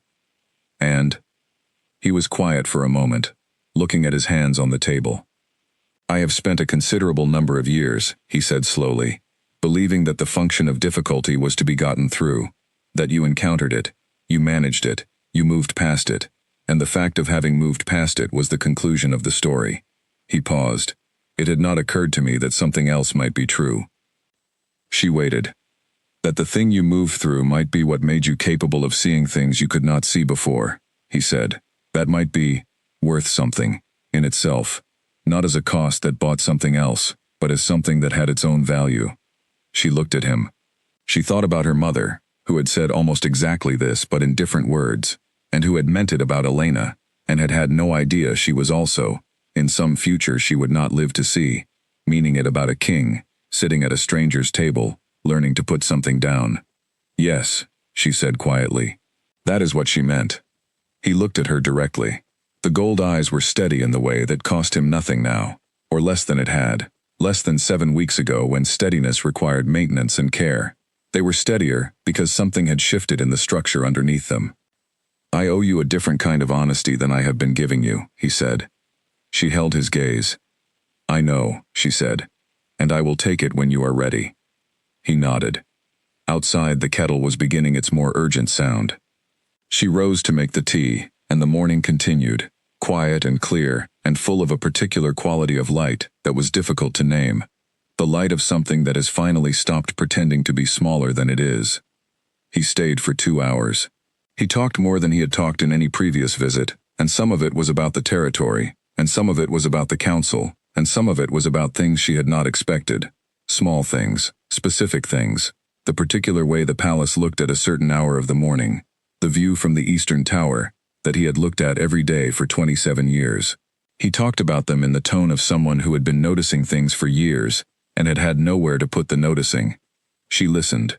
She asked 2 questions, both specific, both chosen with care, the kind of questions that showed you had been paying attention, and wanted more of the same thing. When he left, at the door, the pause was the longest it had ever been. He stood in the frame looking at the garden, and the white ground, and the clear winter sky for a moment, that had something complete about it. Then he looked back at her. 6 days, he said. 6 days, she said. He left. Dex, at the gate, saw his face come through, and looked, for a full 2 seconds this time, instead of the usual one, before finding something else to look at. He looked at it for 2 seconds because one was not enough to hold what he saw there. Then he looked at the road. "Ready?" he said. "Yes," the king said. And they rode north, through the white morning, with the hills clear on all sides, and the sky above them open and cold and full. Dex Callum came to Elena's door on a morning when the cold was sharp enough to bite. She had been expecting something from him. He had been working up to it for at least 2 weeks, she thought. She had caught something in his manner on the visits, a quality of pending decision, the look of a person who is carrying a conversation in his mind and waiting for the right moment to have it. She let him in. She put the kettle on. She sat across from him at the table in the opposite chair from the one that Kaelin always occupied, because there was something she noticed about the chair that Kaelin always occupied. It was slightly more worn than the others, the surface of the wood at hand height more mellow from use, and she had stopped sitting in it some weeks ago without quite deciding to. Dex wrapped his hands around his cup. "The wound healed completely on the 2nd day," he said. "I watched it happen. He has been well since then. Every injury he has presented to you since the 3rd visit has been invented." She looked at him. "I know," she said. He stopped.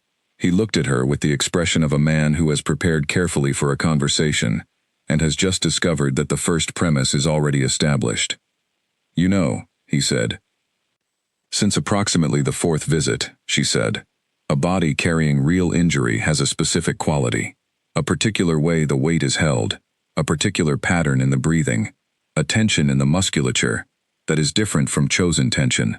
He has not had any of those qualities since the original wound healed, I knew.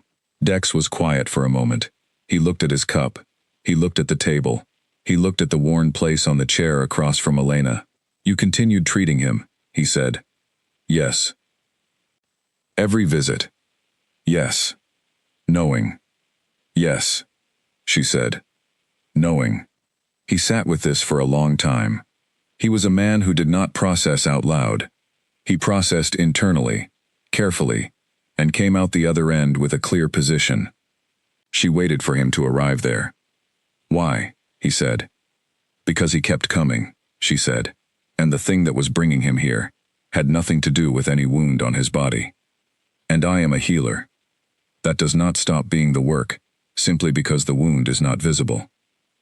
Dex looked at her steadily. You knew, and you chose to keep the fiction. I chose to keep the space, she said. The fiction was his way of making the space. I had no reason to take it from him before he was ready to give it up himself. Another long silence. He does not know you know, Dex said. No. He believes it has been working. Yes. And you intend to? Tell him, she said. When it is right. Dex put his cup down. He turned it slowly in his hands. He was looking at something she could not see, some inner arrangement of things that he was ordering, the way people who think carefully order their thoughts before speaking from them. He trusts almost nothing, Dex said. I have told you this before. What I want to add is this. What you have been giving him in this room, over these weeks. The space, the quiet, the melody, the presence without demand. I have not seen him have access to anything like it in 12 years, possibly longer. He paused. He is a different person in there than he is anywhere else. I can see it from the gate. I can see the difference in his face, when he goes in, and when he comes out. He set the cup down fully. What you are doing matters. I want you to know that clearly, and from someone who is not inclined to say things he does not mean. Elena looked at her hands. She thought about 7 weeks of quiet and pretending, and melody, and the slow, careful work of one person sitting with another, in whatever they were in. I know, she said. Good, Dex said. He stood. He went to the door. He stopped. One more thing, he said.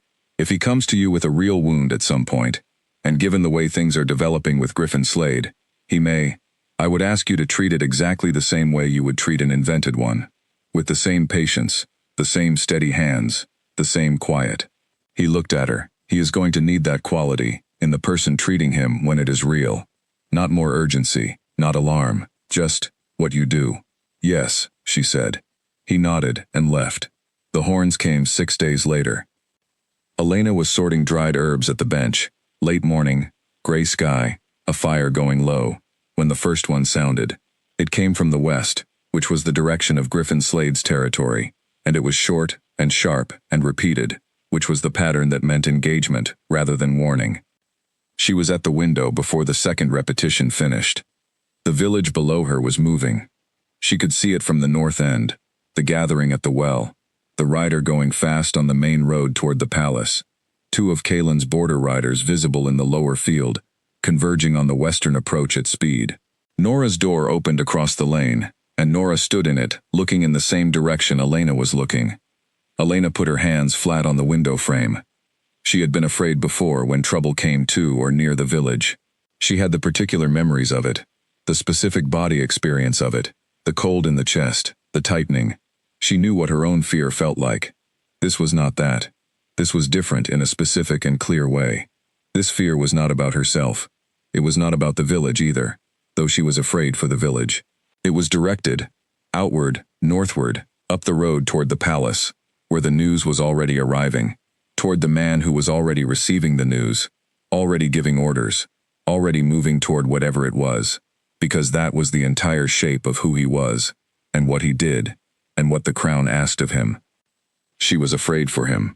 She recognized this with the clarity of someone who has been trying to be precise with herself about what she is feeling for several weeks, and has just received an unambiguous answer.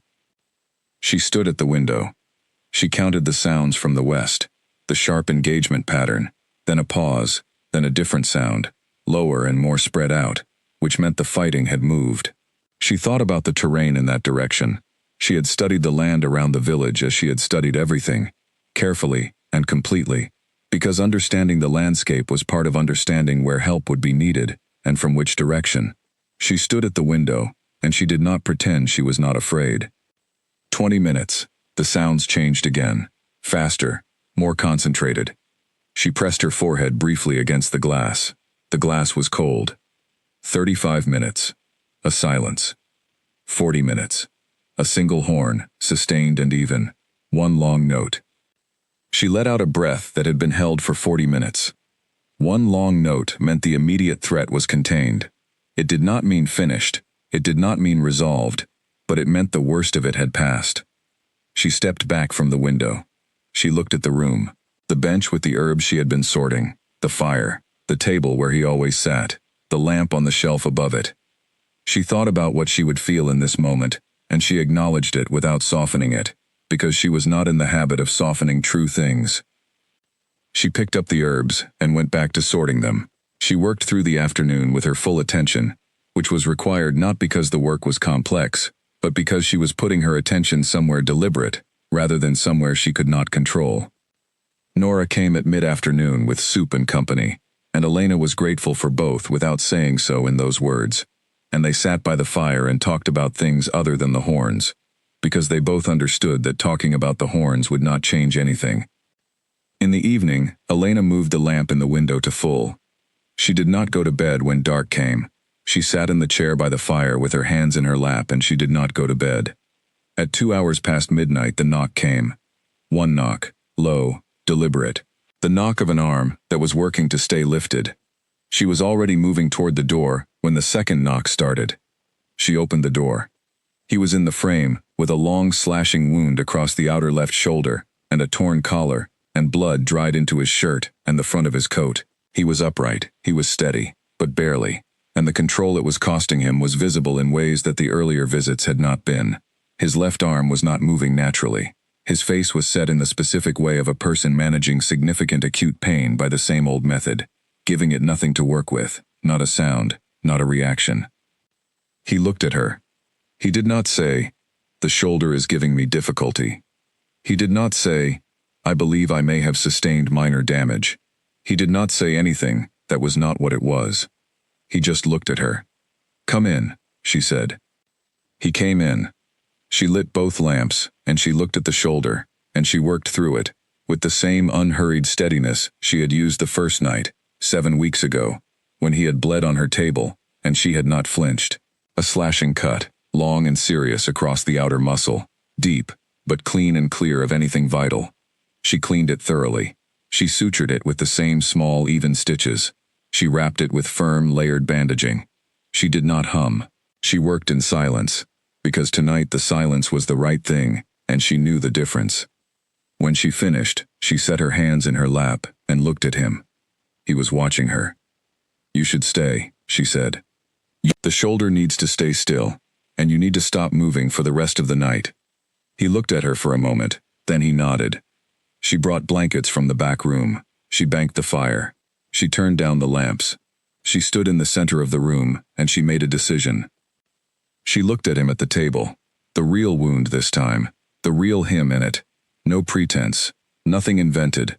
Just the actual man, and the actual night, and the actual cost of what his life required. And she thought, if not now, when? "Kaylin," she said. He looked at her. "I have known," she said, "since approximately the 4th visit, that every injury you have brought here, after the original wound healed, was invented." She said it simply, and without softness in either direction, because the simplicity was the respect. "I knew. I treated you anyway. Every visit, I made the same choice." The silence that followed was very large. He looked at the table. He was very still. "I am not going to keep not saying it," she said, "but I also want you to hear the rest of it. You do not need to invent reasons to come here. You can simply come. The door is open. That is not a medical statement. That is something I am telling you plainly." She paused. "What I ask in return is one thing. Be honest with me. That is all." He did not move for a long time. Then he looked up. "I will be honest with you," he said. His voice was rough with the night, and with the wound, and with something else entirely. "If you will have it." "I will have it," she said. Then I will come back, he said. Tomorrow. Without an invented injury. Tomorrow, she said.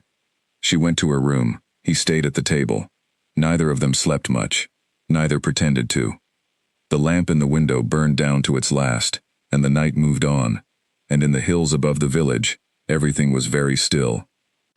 Morning came into the cottage in its slow way, the gray light building in the east window before the color arrived, and Elena woke in her chair by the fire where she had finally fallen asleep sometime past 4. She blinked. She looked at the table. He was still there. He had not moved from the bench, or had moved and returned, she did not know. His coat was across the back of the chair, and his injured shoulder had been resettled at some point in the night, into a position that put less strain on it. He was not asleep. His eyes were open, looking at the far window where the gray morning was beginning. He was looking at it with the particular quality of a person who has been awake for a long time, and has done their thinking, and has arrived at the far side of it. He heard her move. He looked at her. She stood from the chair. She went to the fire and built it up from the coals and put the kettle on. She did not say good morning in the formal sense because good morning in the formal sense was not what this was. She said, "How is the shoulder?" "Manageable," he said. She came to the table and checked the bandaging, pressing the edges, testing the tension, looking at the color of the skin around the wrapping's border. The wound had begun its closing already, his healing moving at the pace she had come to expect. In 2 days it would be closed. In 4, smooth. "It is doing what it should," she said. "Yes," he said. She went back to the kettle. She made tea, and brought 2 cups to the table, and sat across from him. She wrapped her hands around the warmth of the cup. He did the same, his right hand taking the cup because the left shoulder was not ready yet for that reach. They were quiet for a while. "Last night," he said. "Yes," she said. "What you told me." "Yes." He looked at his cup. "How long did you know and choose not to say it?" "Several weeks," she said. "I was waiting for the right moment." He considered this. "And last night was the right moment." "You came with a real wound," she said. "After weeks of invented ones. It seemed the right time for real things." He looked at her. He had the quality this morning, the light being what it was, the night having been what it had been, of a man who has come through something and is sitting on the other side of it and looking back, not damaged by the coming through, simply changed by it, in the way that passage changes things. "You were not angry," he said. "No. I invented injuries. I came to your door with fictional ailments and used your professional time and—" "Kaylin," she said it quietly. "You came to a healer with something that needed healing.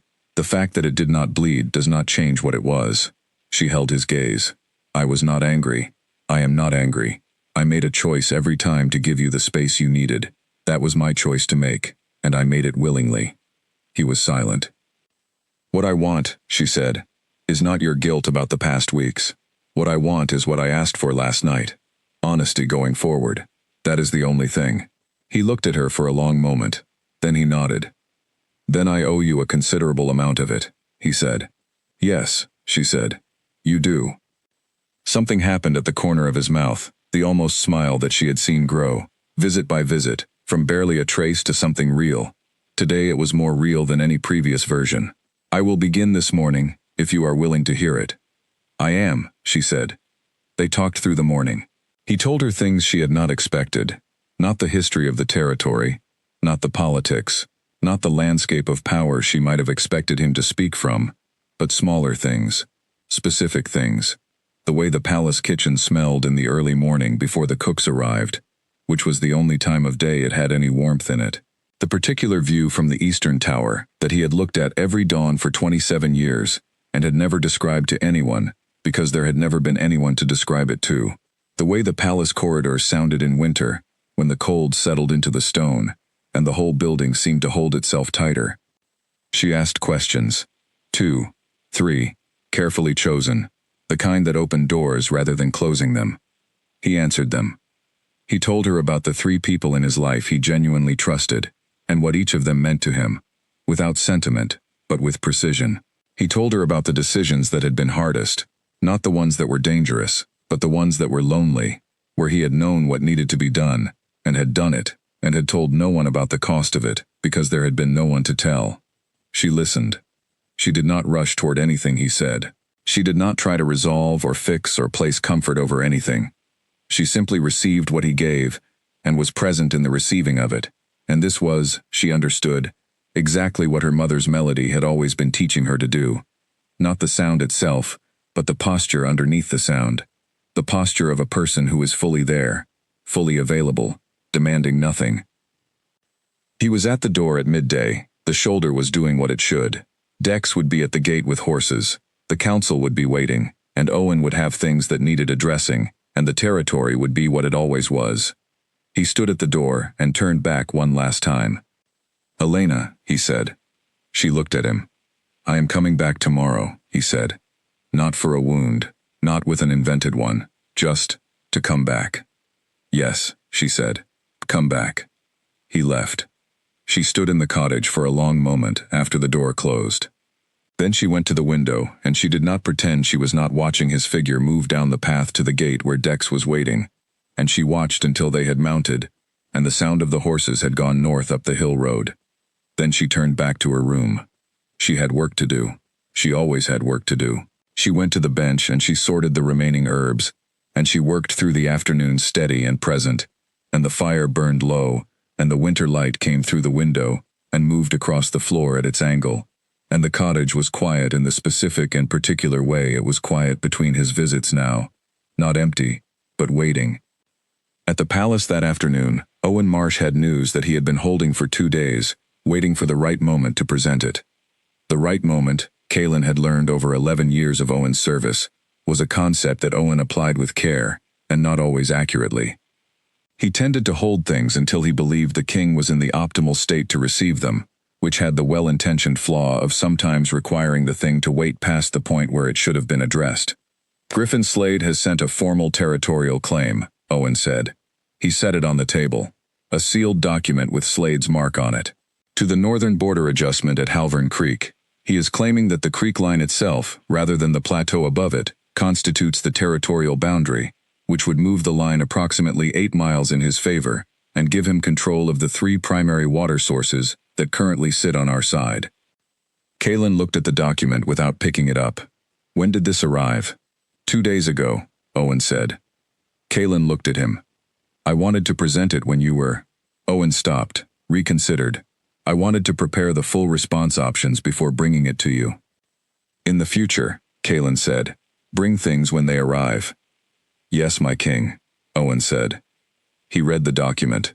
He read it carefully, twice, noting every specific claim and every piece of language that had been chosen with the precision of a man who had consulted someone who understood legal framing.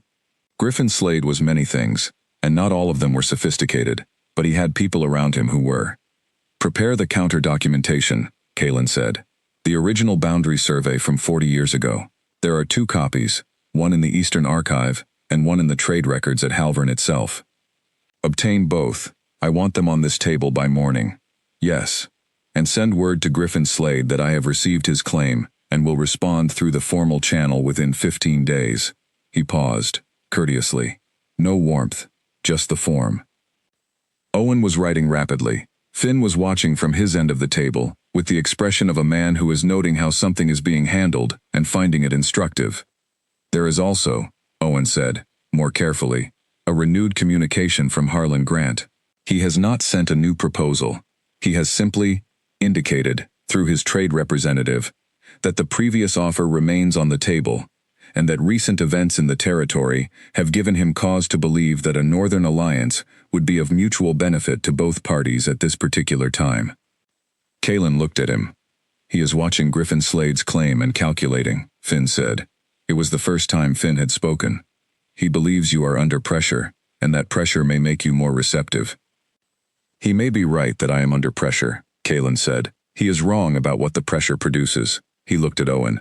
"The answer to Harlan Grant remains the same as it has been. No," courteously, clearly. Owen set down his pen. He looked at Kaelin with the expression of a man who has been preparing a different argument for 11 years, and has just now, in this specific moment, decided to stop preparing it. "Yes, my king," he said. Something in the way Owen said it this time was different from all the previous times. It was not resignation, it was acceptance, the more solid and useful thing. The thing that comes when a person stops arguing, not because they have been defeated, but because they have looked at the situation with full attention and concluded that the person making the decision knows something they do not. Finn caught Kaelin's eye for a moment across the table, said nothing, nodded once. The meeting continued. Kaelin moved through the rest of the afternoon work with his full capability, which was the same as it had always been. Considerable, precise, unhurried. Nothing about the work had changed. The territory was what it was. Griffin Slade was who he was. The administrative life of a king was what it always had been and always would be. But something underneath all of it had changed. Not the work, not the capability. Something in the person doing it. There was space in him that had not been there before. Space that was not a gap, but a room. An interior room that had, over 8 weeks of a melody, and a table, and 2 cups of tea, and the most honest morning he had had in a very long time, been cleared out and made available. He had not known it was there.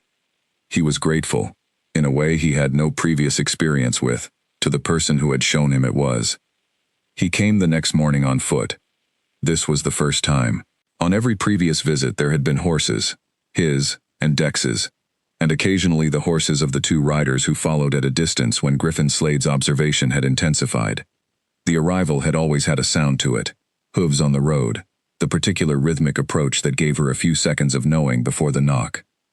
This morning there was no sound, just footsteps on the garden path, slow and deliberate, and then one knock at the door.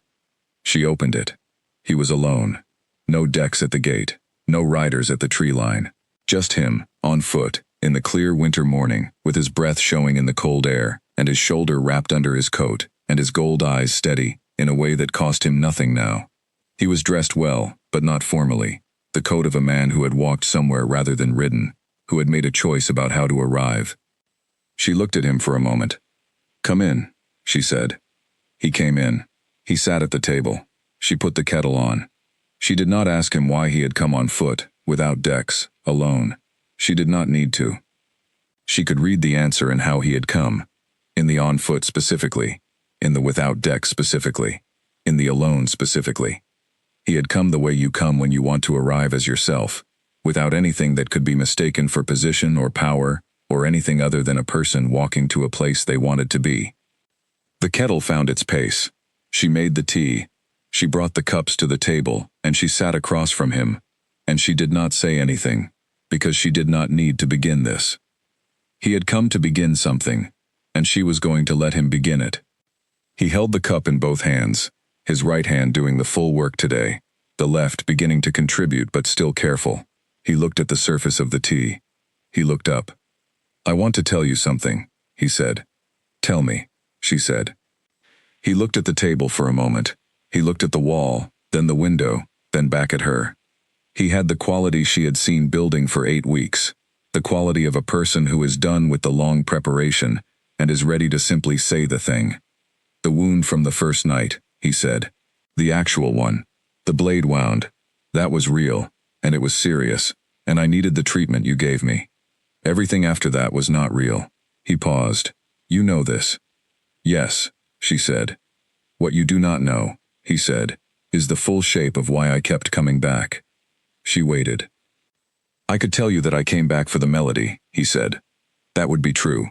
I could tell you that I came back because there was something in this room that did not exist anywhere else in my life, and I did not know how to stop approaching it. That would also be true." He set the cup down. He put his hands flat on the table, both of them, the left one accepting the surface without flinching. "What I have not told you, because I have not told anyone, is what I mean when I say it did not exist anywhere else." She held still. "I was 9 years old when my mother died," he said. "I have told you this. What I have not said is what came immediately after. The palace, which I had always known as the place where she was, where there was at least one room with something warm in it, one person to whom I was not only the next king, but simply the child, became, after she died, purely what it is, stone and function and order, and the long work of power." He looked at his hands. "I do not say this to have you feel sorry for it.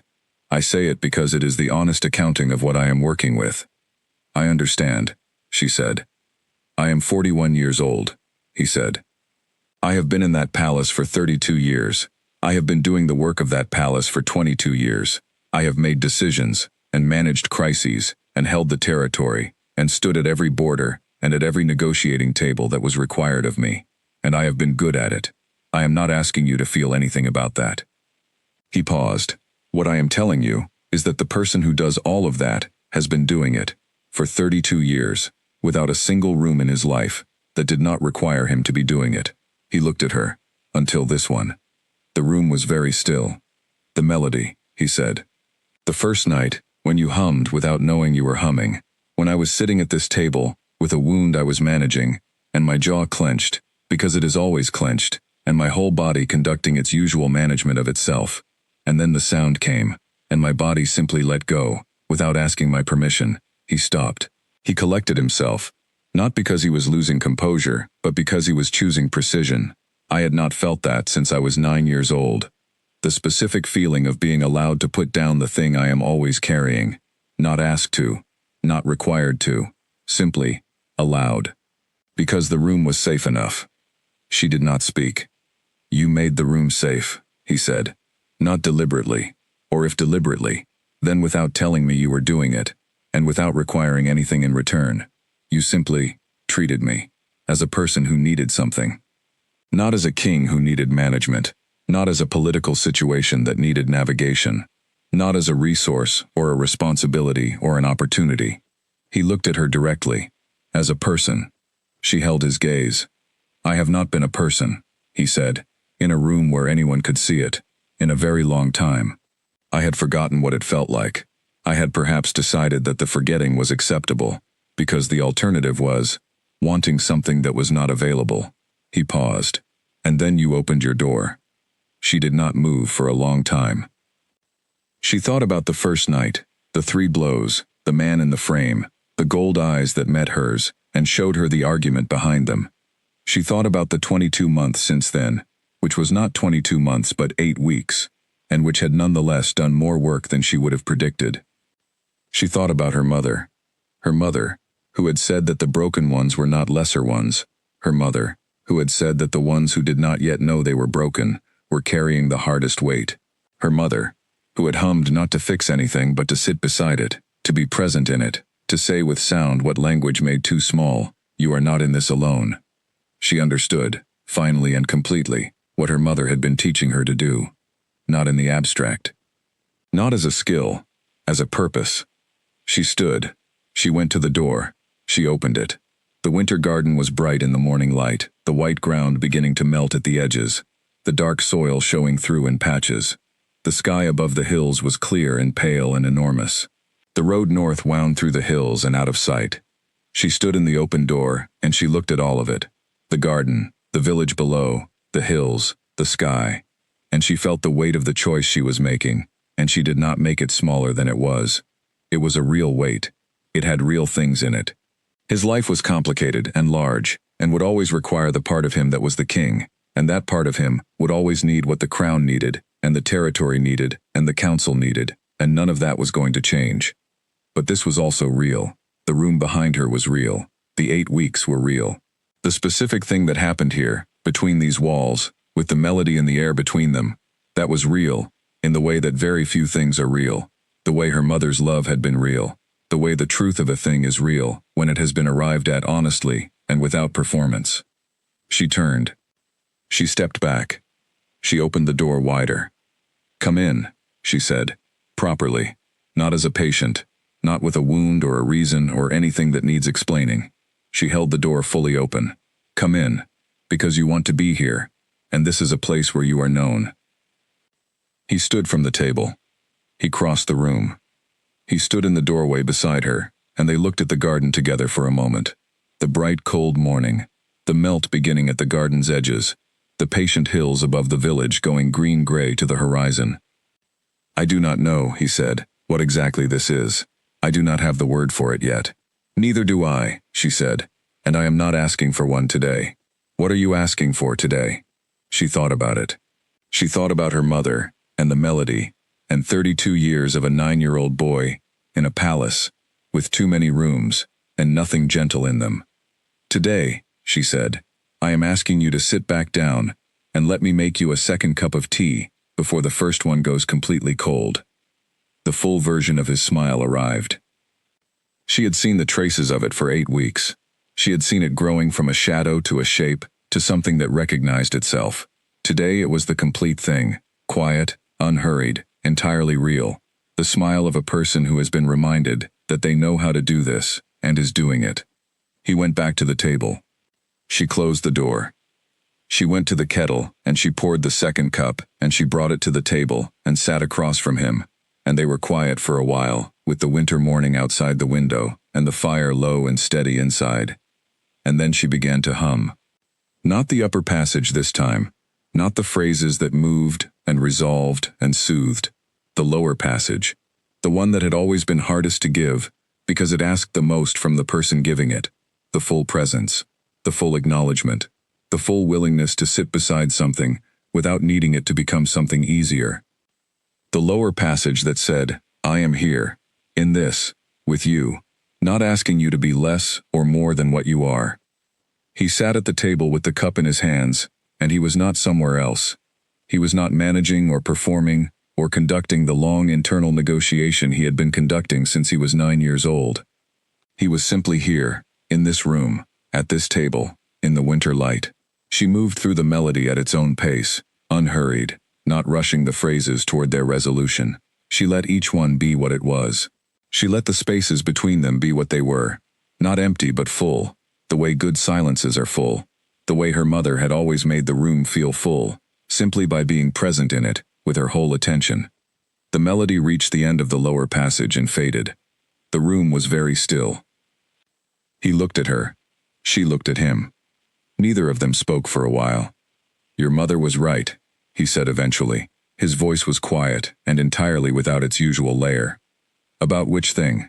She said. She was right about many things. About words, he said. About what they make smaller. She nodded.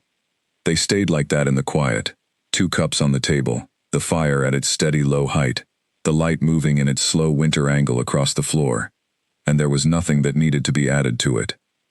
Nothing that needed to be resolved or announced or given a name. The name would come when it was ready, in the way that names come for things that have been growing long enough to finally know what they are.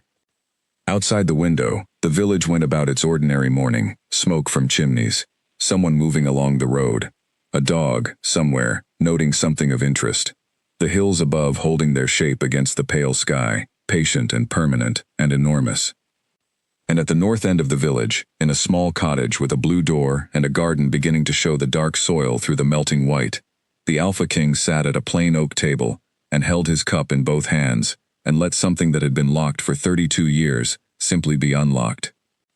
Not fixed, not resolved, not cured of anything. Unlocked. Which was, as Elena Reese had learned from her mother, and as her mother had learned from hers, and as the melody had always carried forward without needing words to do it, the whole point. Things continued. Even the long and difficult ones. Even the ones that had been waiting, quietly and with extraordinary patience, for exactly the right door to be opened. Especially those ones.